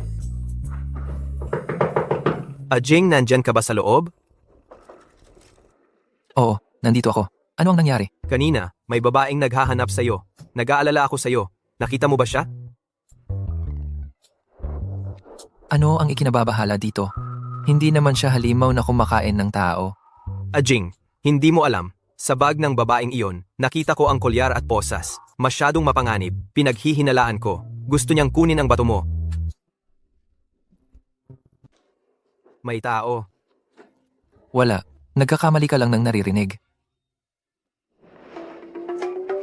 Walang tao. Jing, anong nangyari sa'yo? Papasok na ako. Sandali lang. Huwag kang pumasok. Kumain ka na agad. Mababawasan ang sahod mo kapag nahuli ka. Tandaan mong i-sign in ako. May problema ba? Tumawag ka sa akin? Siya. Alam ko na. Bakit kakaiba si Jing ngayon? Parang may kakaiba sa kanya.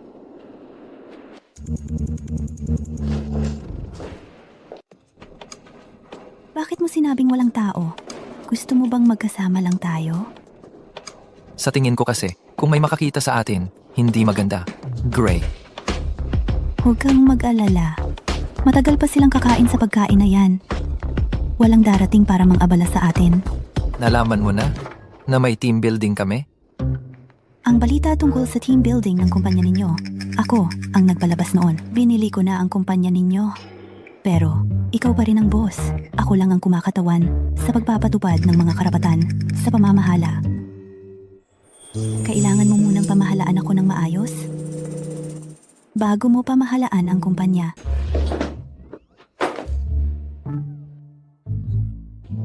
Ano to? Ibalik mo sa akin ang sulat. Ang sulat? Para sa'yo ba? Napaka-importante nito. Kung totoong ang galing ka sa nakaraang buhay at kilala mo talaga ako, dapat alam mo kung ano ang nakasulat doon. Si Xiao Yuer, diba? Oh. 6 na taong gulang ka pa lang nang maghiwalay kayo. Mahigit 10 taon na kayong hindi nagkita. Dahil lang sa isang biro noong bata pa kayo. Maghihintay ka lang para pakasalan siya? Ikaw, dahil sa kasunduan sa nakaraang buhay, ay nagpupumilit na ipagpatuloy ito sa buhay na ito. Ako naman, dahil sa pangakong pambata, ay nagpupumilit sa kanya. Ano naman ang masama doon? Tama nga, magkapareho talaga tayo. Kaya, mas gusto kita. Hindi mo ba naisip? Nakaka-thrill ang agawin ng ibang tao? Ginoo, malala ang 3 kasalanan mo Kung hindi malala, paano ako magiging Budista? Tayong dalawa, sabay tayong magkasala. Pengji, akala ko ba kakain ka? Peng ang ulo mo! Ako to!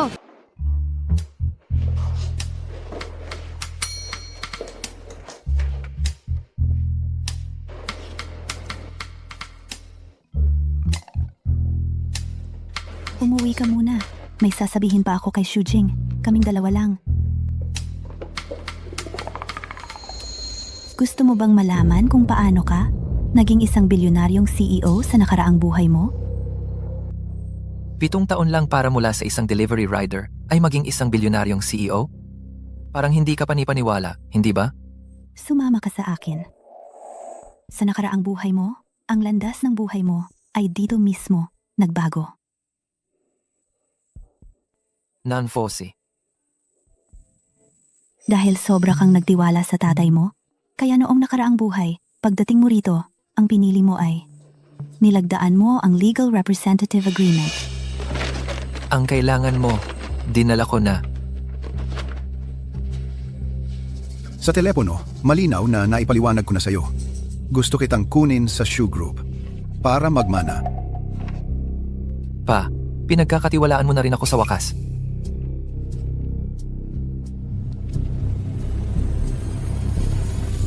May isa pang bagay. Kailangan ko ng tulong mo. Ang kapatid mong si Xu Youwei, hit and run ang ginawa. Bumangga siya ng tao.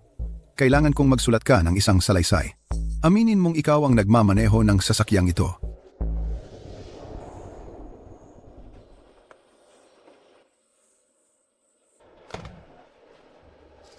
Ito. Pag-isipan ko muna ito sa bahay. Pirmahan mo na, Shujing. Hindi ba't ito na lang ang hinihintay mong pagkakataon? Ibinigay na sa'yo ng tatay mo ang kumpanya. Ayaw mo rin namang mahirapan siya, di ba? Kuya, nakikiusap ako sa'yo. Pirmahan mo na lang. Kuya?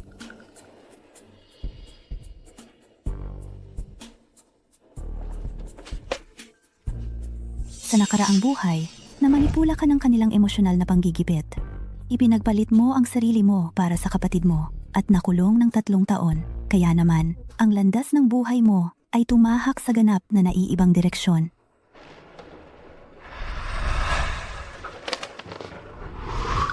Ako ang pumalit kay Xu Youwei at nakulong ng 3 taon. Paano ako naging ganoon katanga? Kung naiisip mo iyan, maiisip din nila iyan. Kaya, sumama ka sa akin.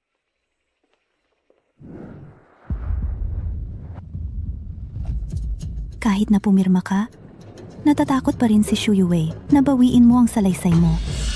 Kaya, gumawa siya ng isang nakakagulat na desisyon. Nagpahanap siya ng taong gagamit ng sasakyang nakabangga para itumba ka. Kaya, hindi mo na mababawi ang salaysay mo. Nawalan ka pa ng isang binti dahil dito? At napilitang makulong ng 3 taon.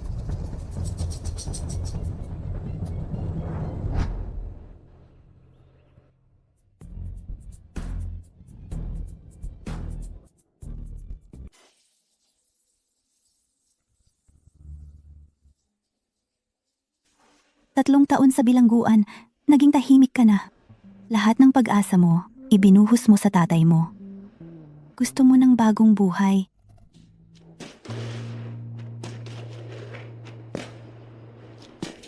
Pero nung araw ng paglaya mo, ang tatay mo, kahit na walang sino mang pinadala para sunduin ka.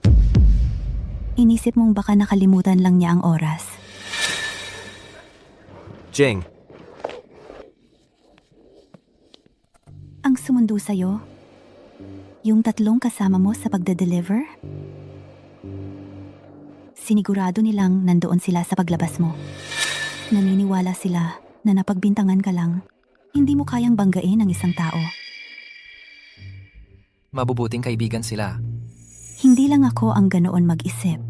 Ginawa nila yon dahil karapat-dapat ka.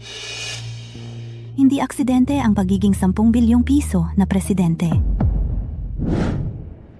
Alam ko kung anong klaseng tao ako. Malinaw sa akin yon. Kung dahil lang sa pagkakaibigan, ay magiging 10 bilyong presidente ka? Eh di wala nang mahirap sa mundo. Hanggang sa puntong yon, hindi mo pa rin alam na si Xu Youwei ang bumangga sa'yo.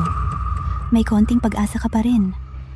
Akala mo, pagkatapos ng 3 taon sa bilangguan at pagkaputol ng isang binti, tapos na ang hirap.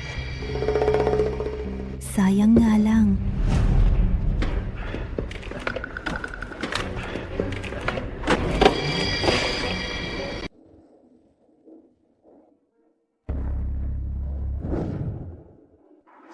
Masayang masaya ka at dinala ang 3 kaibigan mo pa uwi. Akala mo, makukuha mo na ang kumpanya para magsimula ng sarili mong negosyo. Pero, Dahil sa'yo, napahiya ang iyong ama. Gusto mo pang pamahalaan ang kumpanya? Ikaw na isang taga-deliver lang at nakulong ng 3 taon. Anong karapatan mo? Siya. Ako ang pumalit sa kanya sa kulungan. At pumayag na ang tatay ko na makipagkita ako sa kanya. Makipagkita ako sa tatay ko. Kuya Jing, anong ibig mong sabihin na pumalit ka sa akin? Ikaw ang nakabangga ng tao. Hindi ka makikita ng tatay. Umalis na kayo.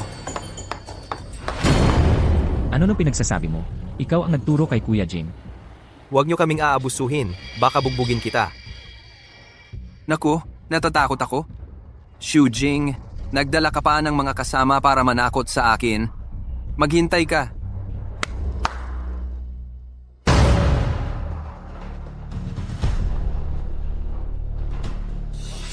Anong ginagawa niya? Mula nun, nag-iba ka ng ugali. Nagpasya kang maging independyente at magsimula ng sariling negosyo. Hindi ka na umasa sa cinema. Sa paglimot, umusbong ang bagong landas. Ang nakatagong dragon ay lumabas na at walang makakapigil sa kanya.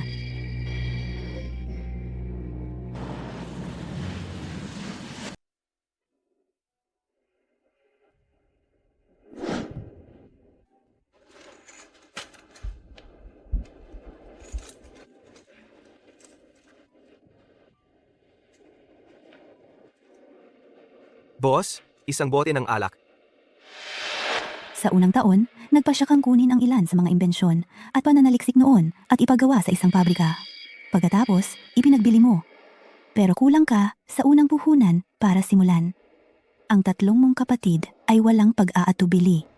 Ibinigay sa iyo ang lahat ng ipon nila sa loob ng 3 taon sa pagde-deliver. Kaya nga, nabuo ang iyong unang kumpanya, ang Jingsheng Commodity Wholesale Company.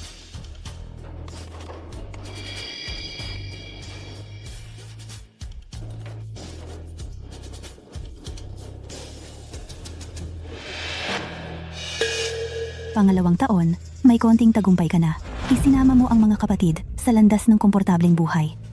Dahil sa iyong dekalidad na mga produkto at pagiging determinado, ang Jingsheng Company ay naging kilala na.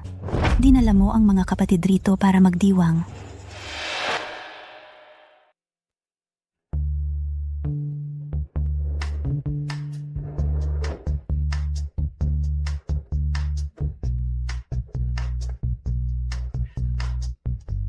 Boss. Ang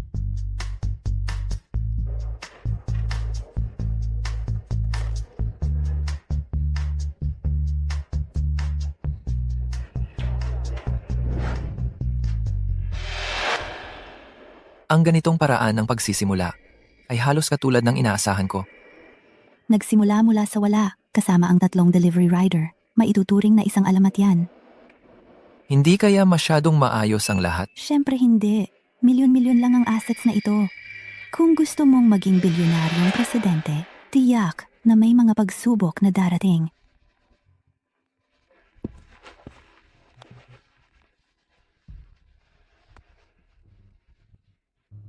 Sabihin mo sa kanyang maghintay, babalik na ako kaagad.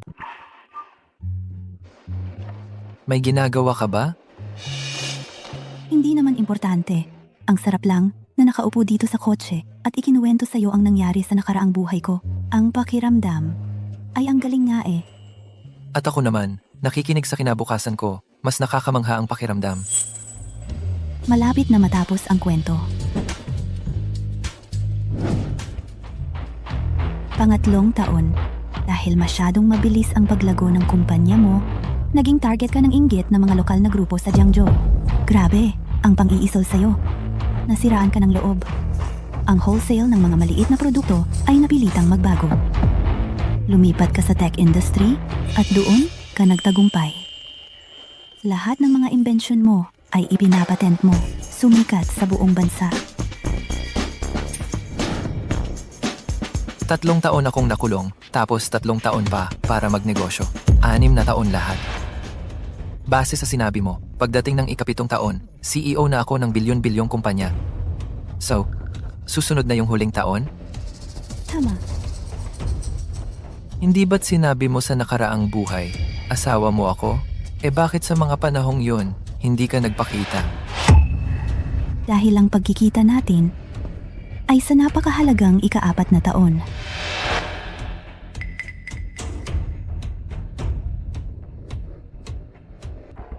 Sa nakaraang buhay, wala na akong mapupuntahan. Hindi ko alam kung saan ako pupunta. Kaya napunta ako rito. Sandali lang. Ikaw, sabi mo, wala ka nang mapupuntahan. 7 taon kayang gawin kang bilyonaryong CEO. Siyempre, kayang ibagsak din ako. Talagang nagbabago ang kapalaran, parang ilog na lumilipat ng daloy.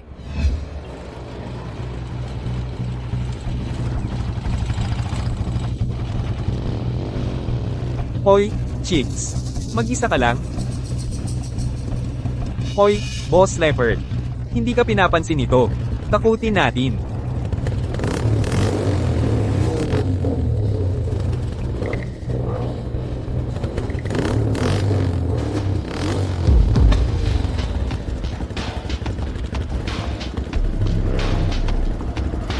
Ayos ka lang ba?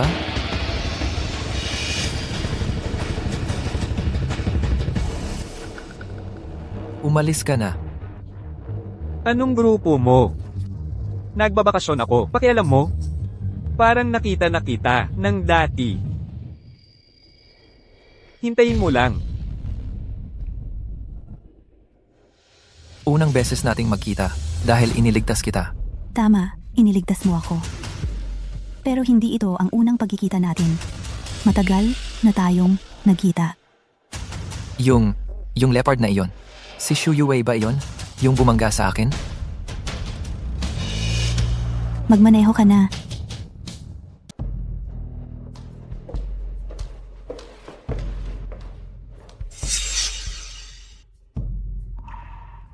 Ano tong lugar na to? Sa nakaraang buhay mo, dito mo pinagsama-sama ang buong teritoryo ng Jiangzhou. Pinagsama-sama ang teritoryo ng Jiangzhou? 7 taon na ang nakalipas nang umasa ka sa mga imbensyong pang-agham at nakakuha ng napakalaking kumpol ng pondo. Winasak mo ang 5 malalaking pamilya sa Jiangzhou at dito ka nagdaos ng isang pagpupulong.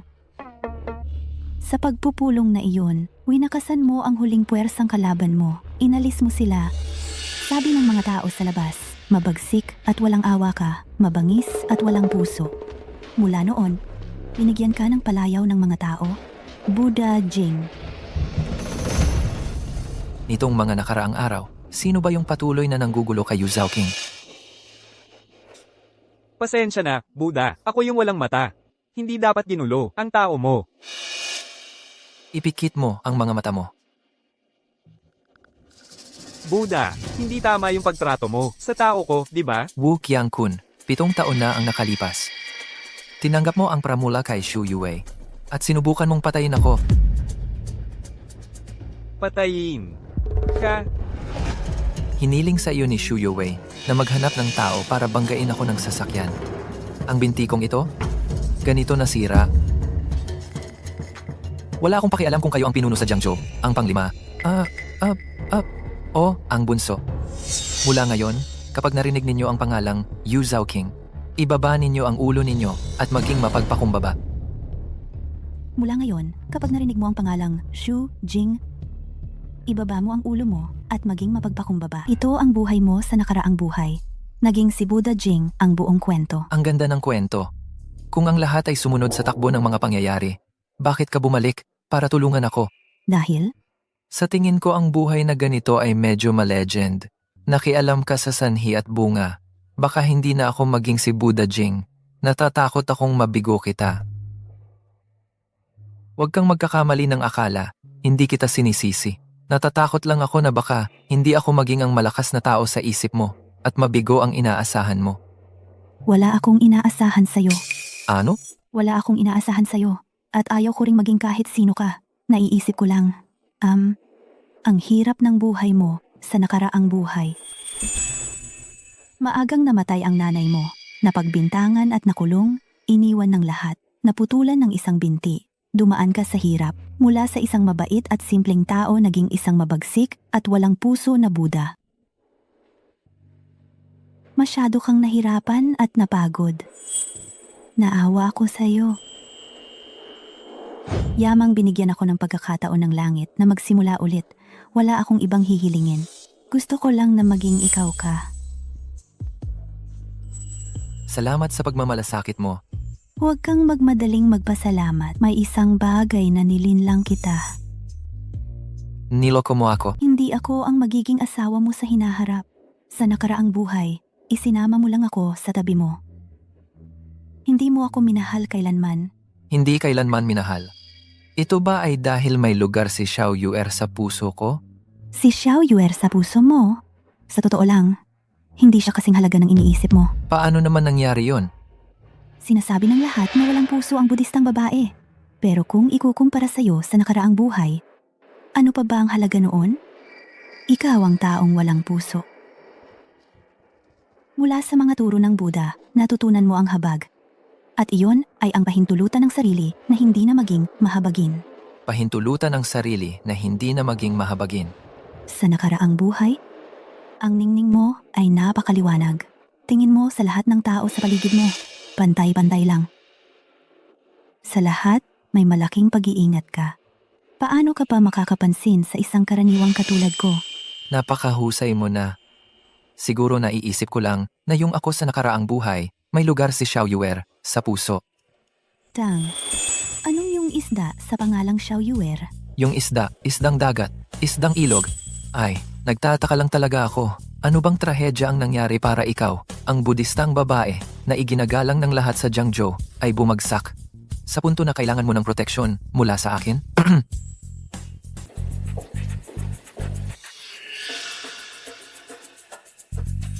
Ha?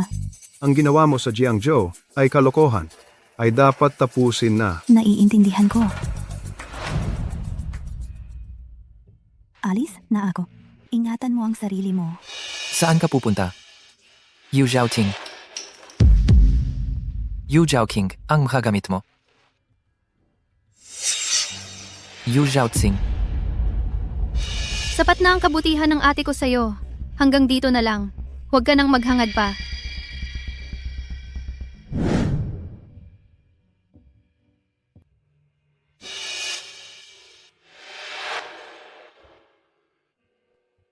Xiao Yuer, ang pangalan mo ang hirap isulat. Bobo!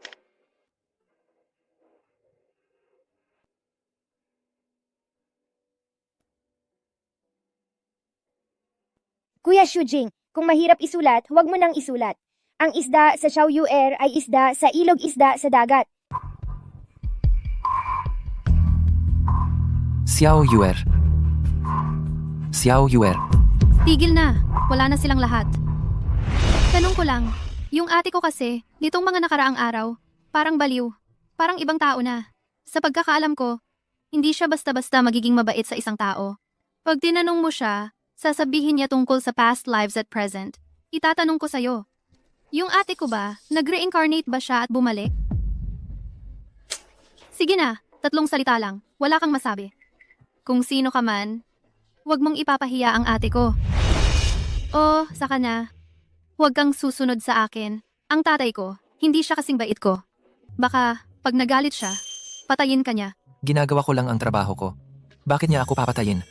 Bakit? Ibinigay na ng ate ko ang Jingqing Grand Hotel sa'yo. May tech company pa, isang logistics company, mga mamahaling kotse at bahay, napakarami. Nakita mo naman, hindi pwedeng ayaw mo lang. Ayaw mo na? Mas gugustuhin kong hindi tanggapin ang mga bagay na yan. Sa sarili kong pagsisikap, kaya ko ring magkamit ng mga yan. Sabi ng ate mo, ako raw ang magiging asawa niya sa hinaharap.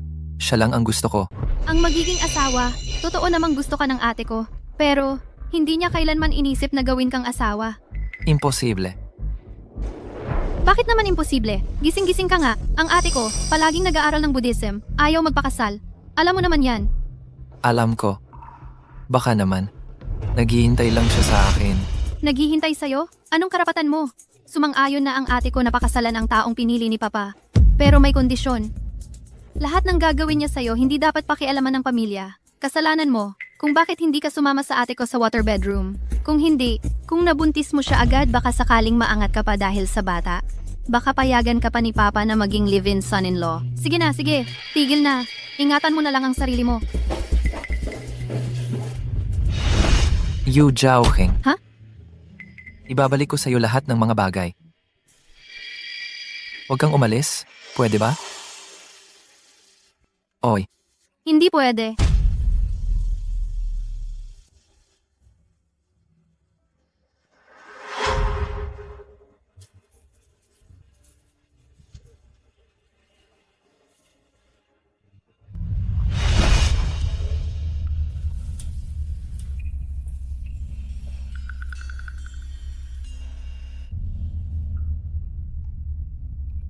Xiaoging, nandito na ang groom.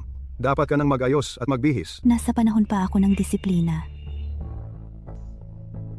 Ayaw kong magpakasal. Hindi ka magpapakasal? Mula nang umuwi ka? Unang taon, sabi mo gusto mong mag-ayunot sumunod sa mga tuntunin sa loob ng isang taon. Ayaw mong mag-asawa. Pumayag ako. Pangalawang taon, sabi mo kailangan mo pang isang taon para maging ganap ang pag-aaral mo sa budismo.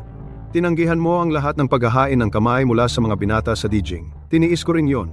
Ngayong taon, ika-7 taon, sa mismong araw ng kasal, sasabihin mo sa akin na nasa panahon ka ng disiplina.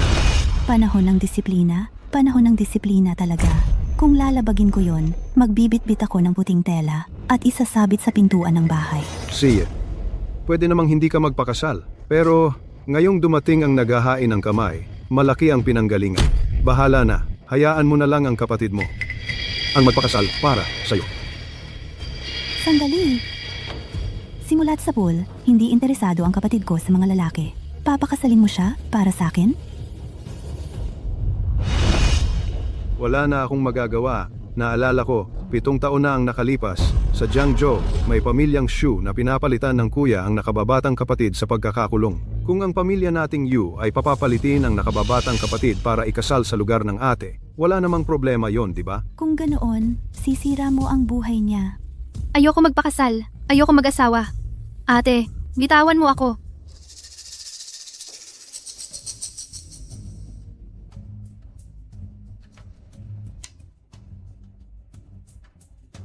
Pabalikin na lang si Moxue. Ngayon, wala nang panahon ng disiplina. Kung wala talagang paraan, ipapakita ko na lang ang determinasyon ko sa pamamagitan ng kamatayan. Kung susundin ang nangyari sa nakaraang buhay ko, unti-unting humina ang pamilya namin. Para mapigilan ni tatay ang pagbagsak ng aming negosyo, pinilit niya akong pakasalan ng isang ginoong may masamang ugali mula sa isang kilalang pamilya sa Imperial Capital. Hindi ako pumayag. Sa buhay na ito, hindi pa rin ako pumayag. Pero ang pamilya namin ay lalong umunlad. Bakit? Zhao King, huwag ka munang magpalit ng damit. Tingnan mo muna ang lalaking ikakasal. Ang lalaking ikakasal? Siya kaya? Tay, wala na akong pakialam dyan. Aalis na ako. Hoy, sandali. Paano kung ayaw magpakasal ng ate mo? Ikaw naman ang papalit. Tay, hindi ako pwedeng magpakasal. Sinabi mo, pinapayagan akong manatiling single magpakailanman. Nasa ate mo yan. 2 anak na babae lang ang meron tayo sa pamilya. Kung ayaw niyong magpakasal pareho, paano na ang ating lahi? Gusto mo lang makahanap ng isang makapangyarihang pamilya para sa isang marriage alliance. Ate, Huwag kang mag-alala. Hindi kita hahayaang magdusa. Zhao King, naniniwala akong pag nakita mo ang lalaking ikakasal, papayag ka. Siya nga kaya?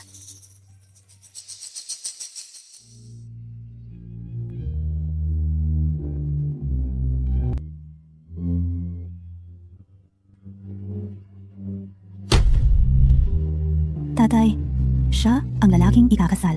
Hindi pwede. Hindi talaga ako magpapakasal sa isang...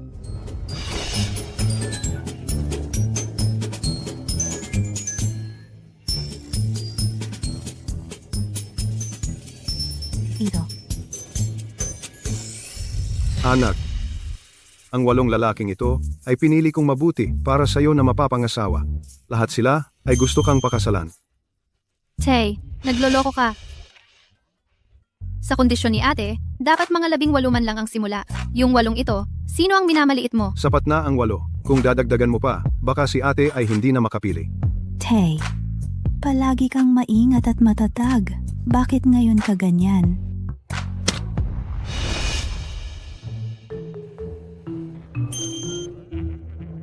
Xiaoging, ang lalaking ikakasal, pipili ka ba o hindi? May oras ka pang magbago ng isip. Hoy, Xiaoking, hindi ko pa nasasabi ang mga patakaran eh. Nagmamadali ka na agad. Sige, hindi ako nagmamadali. Tatay, magsalita ka. Una, ito. Hindi ka pwedeng makipag-usap sa kanila. Hindi ka pwedeng humawak. Ang pagmamasid, dapat nasa 2 metro ang layo. Madali lang yan ah. Pangalawa naman, 3 pagkakataon lang ang meron ka. Kung maubos mo ang pangatlo at wala ka pa ring napili na mapapangasawa, wala ka ng pagkakataon. Pagkatapos, si tatay na ang pipili para sa'yo. 3 pagkakataon. Sobra-sobra na ang 3 pagkakataon. 8 tao lang naman ang kabuuan. Malapit ka nang makakuha ng kalahati. Naniniwala ako na mapipili mo ang taong gusto mo. Ang dami naman ng 3 pagkakataon. 1 pagkakataon lang. Sapat na. Jingching Grand Hotel. Water bedroom, black card. Ang nangyari 7 taon na ang nakalilipas. Naalala mo pa ba? Pero, hindi kita pipiliin dahil panakipbutas ka lang. Ang kamay niya, hindi ganoon kaitim. Ang galing mo, Miss Yu. Xiao, Jug. 7 taon na ang lumipas ngayon. Ang kamay niya, mas maitim pa kaysa sa akin. Hahaha. Mukhang tama ang hula mo ah. Pero Chowching, hindi mo na kailangang magdaldalan ng paanalisis. Pagkatapos tanggalin ang maskara, wala ka ng 1 pagkakataon. Mayroon ka pang 2 pagkakataon. Diretso ka na lang pumili ng taong gusto mo. Sige, pipili na ako.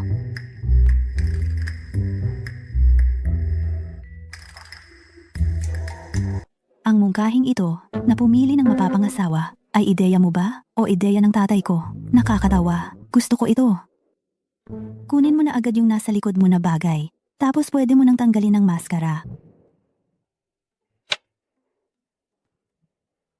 Puhaw, ikaw? Binibining Yu.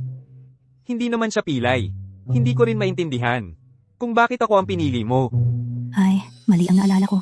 Sa buhay na ito, hindi siya pilay. Hindi pilay? Eh di gawin mong pilay? Huwag mong gambalain ang ate ko. Kung hindi siya makapili, paano kung ako ang mapilitang magpakasal? Ikalawang binibini. Ako na ang bahala. Umalis ka na riyan. Huwag mo akong pilitin na sipain ang magandang binti mo. Chowking, huling pagkakataon mo na ito. Kung hindi ka pa rin makapili, huwag mong sisihin ang tatay mo kung maging hindi makatuwiran. Sa totoo lang, parang hindi naman ganoon katapat ang pagmamahal mo. 7 taon lang kayong hindi nagkita, halos nakalimutan mo na siya. Yung taong nasa ilalim ng maskarang iyan. Gaano kaya siya kasama ang loob? Kaya kong pumili. Sige, pumili ka. Pareho ang pangangatawan at hairstyle. At suot pa nila ang maskara ng Armor Warrior. Diba? Sa 8 taong ito, wala siya? Ewan ko, baka ang nakaharap mo ay siya na nga. Kung ngayon, kahit ito, hihingi ka pa ng tulong sa akin. Chow Yu, nasaan na ang tiwala mo sa sarili?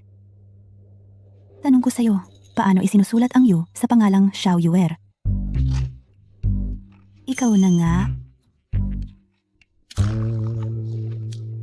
Binibining Yu. Saan ko naman malalaman kung paano isulat ang karakter na Yu? Di ako nakatapos ng elementarya. Nag-deliver na lang ako ng pagkain. Ikaw.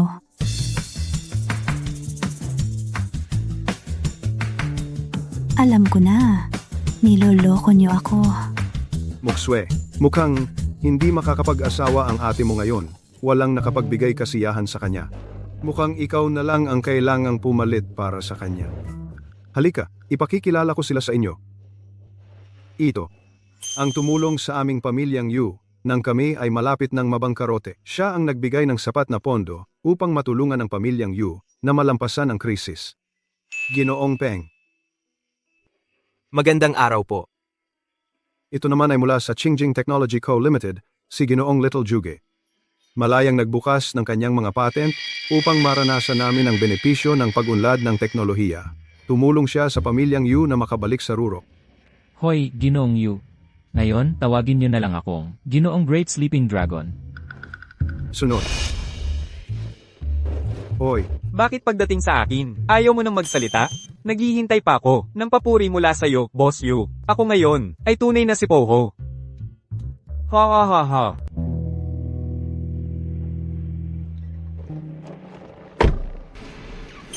Magmaneho ka. Saan tayo pupunta? Huwag kang magtanong. Magmaneho ka lang. Miss, malala pa rin ang mga kasalanan ng kasakiman, galit, at kamangmangan mo. Mawawala ang lahat ng pinaghirapan mo sa dalawang buhay. Parang hindi maganda yan. Sino ka? Ako si Xu Jing. 30 anyos na ako. Pagkaraan ng isang araw, Ako ang magiging asawa mo. Ang palayaw mo ay Xiao Yuer. Tama ba ako?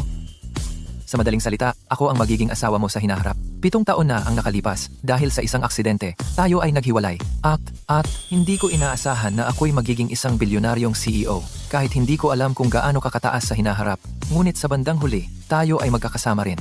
Kaya, mangyaring pakiusap, magpakasal, at magkaanak tayo sa lalong madaling panahon. Ito ang aking water bedroom sa hotel. Sa ngayon, hindi pa ito ang paborito kong estilo. Baka pagkatapos nating subukan, magustuhan ko na. ayokong subukan yan sa'yo. Paano pwedeng mangyari yon? Ngayong araw, ang tatay mo ay maling nagbintang sa'yo. Hinikayat ka ng kapatid mong babae na maglaro ng isang close game at napilitan ka na pumayag. Isa pa, marunong akong magmaneho. Naghihintay ako sa labas. Alam mong ako ay magagalit at tatakbo palabas. Ayon sa Buddha, may koneksyon tayo sa nakaraang buhay. Kung pagkatapos ng isang quarter of an hour, hindi ka nagalit at tumakbo palabas, sa gayon ay ituturing ko na tapos na ang ating koneksyon sa buhay na ito.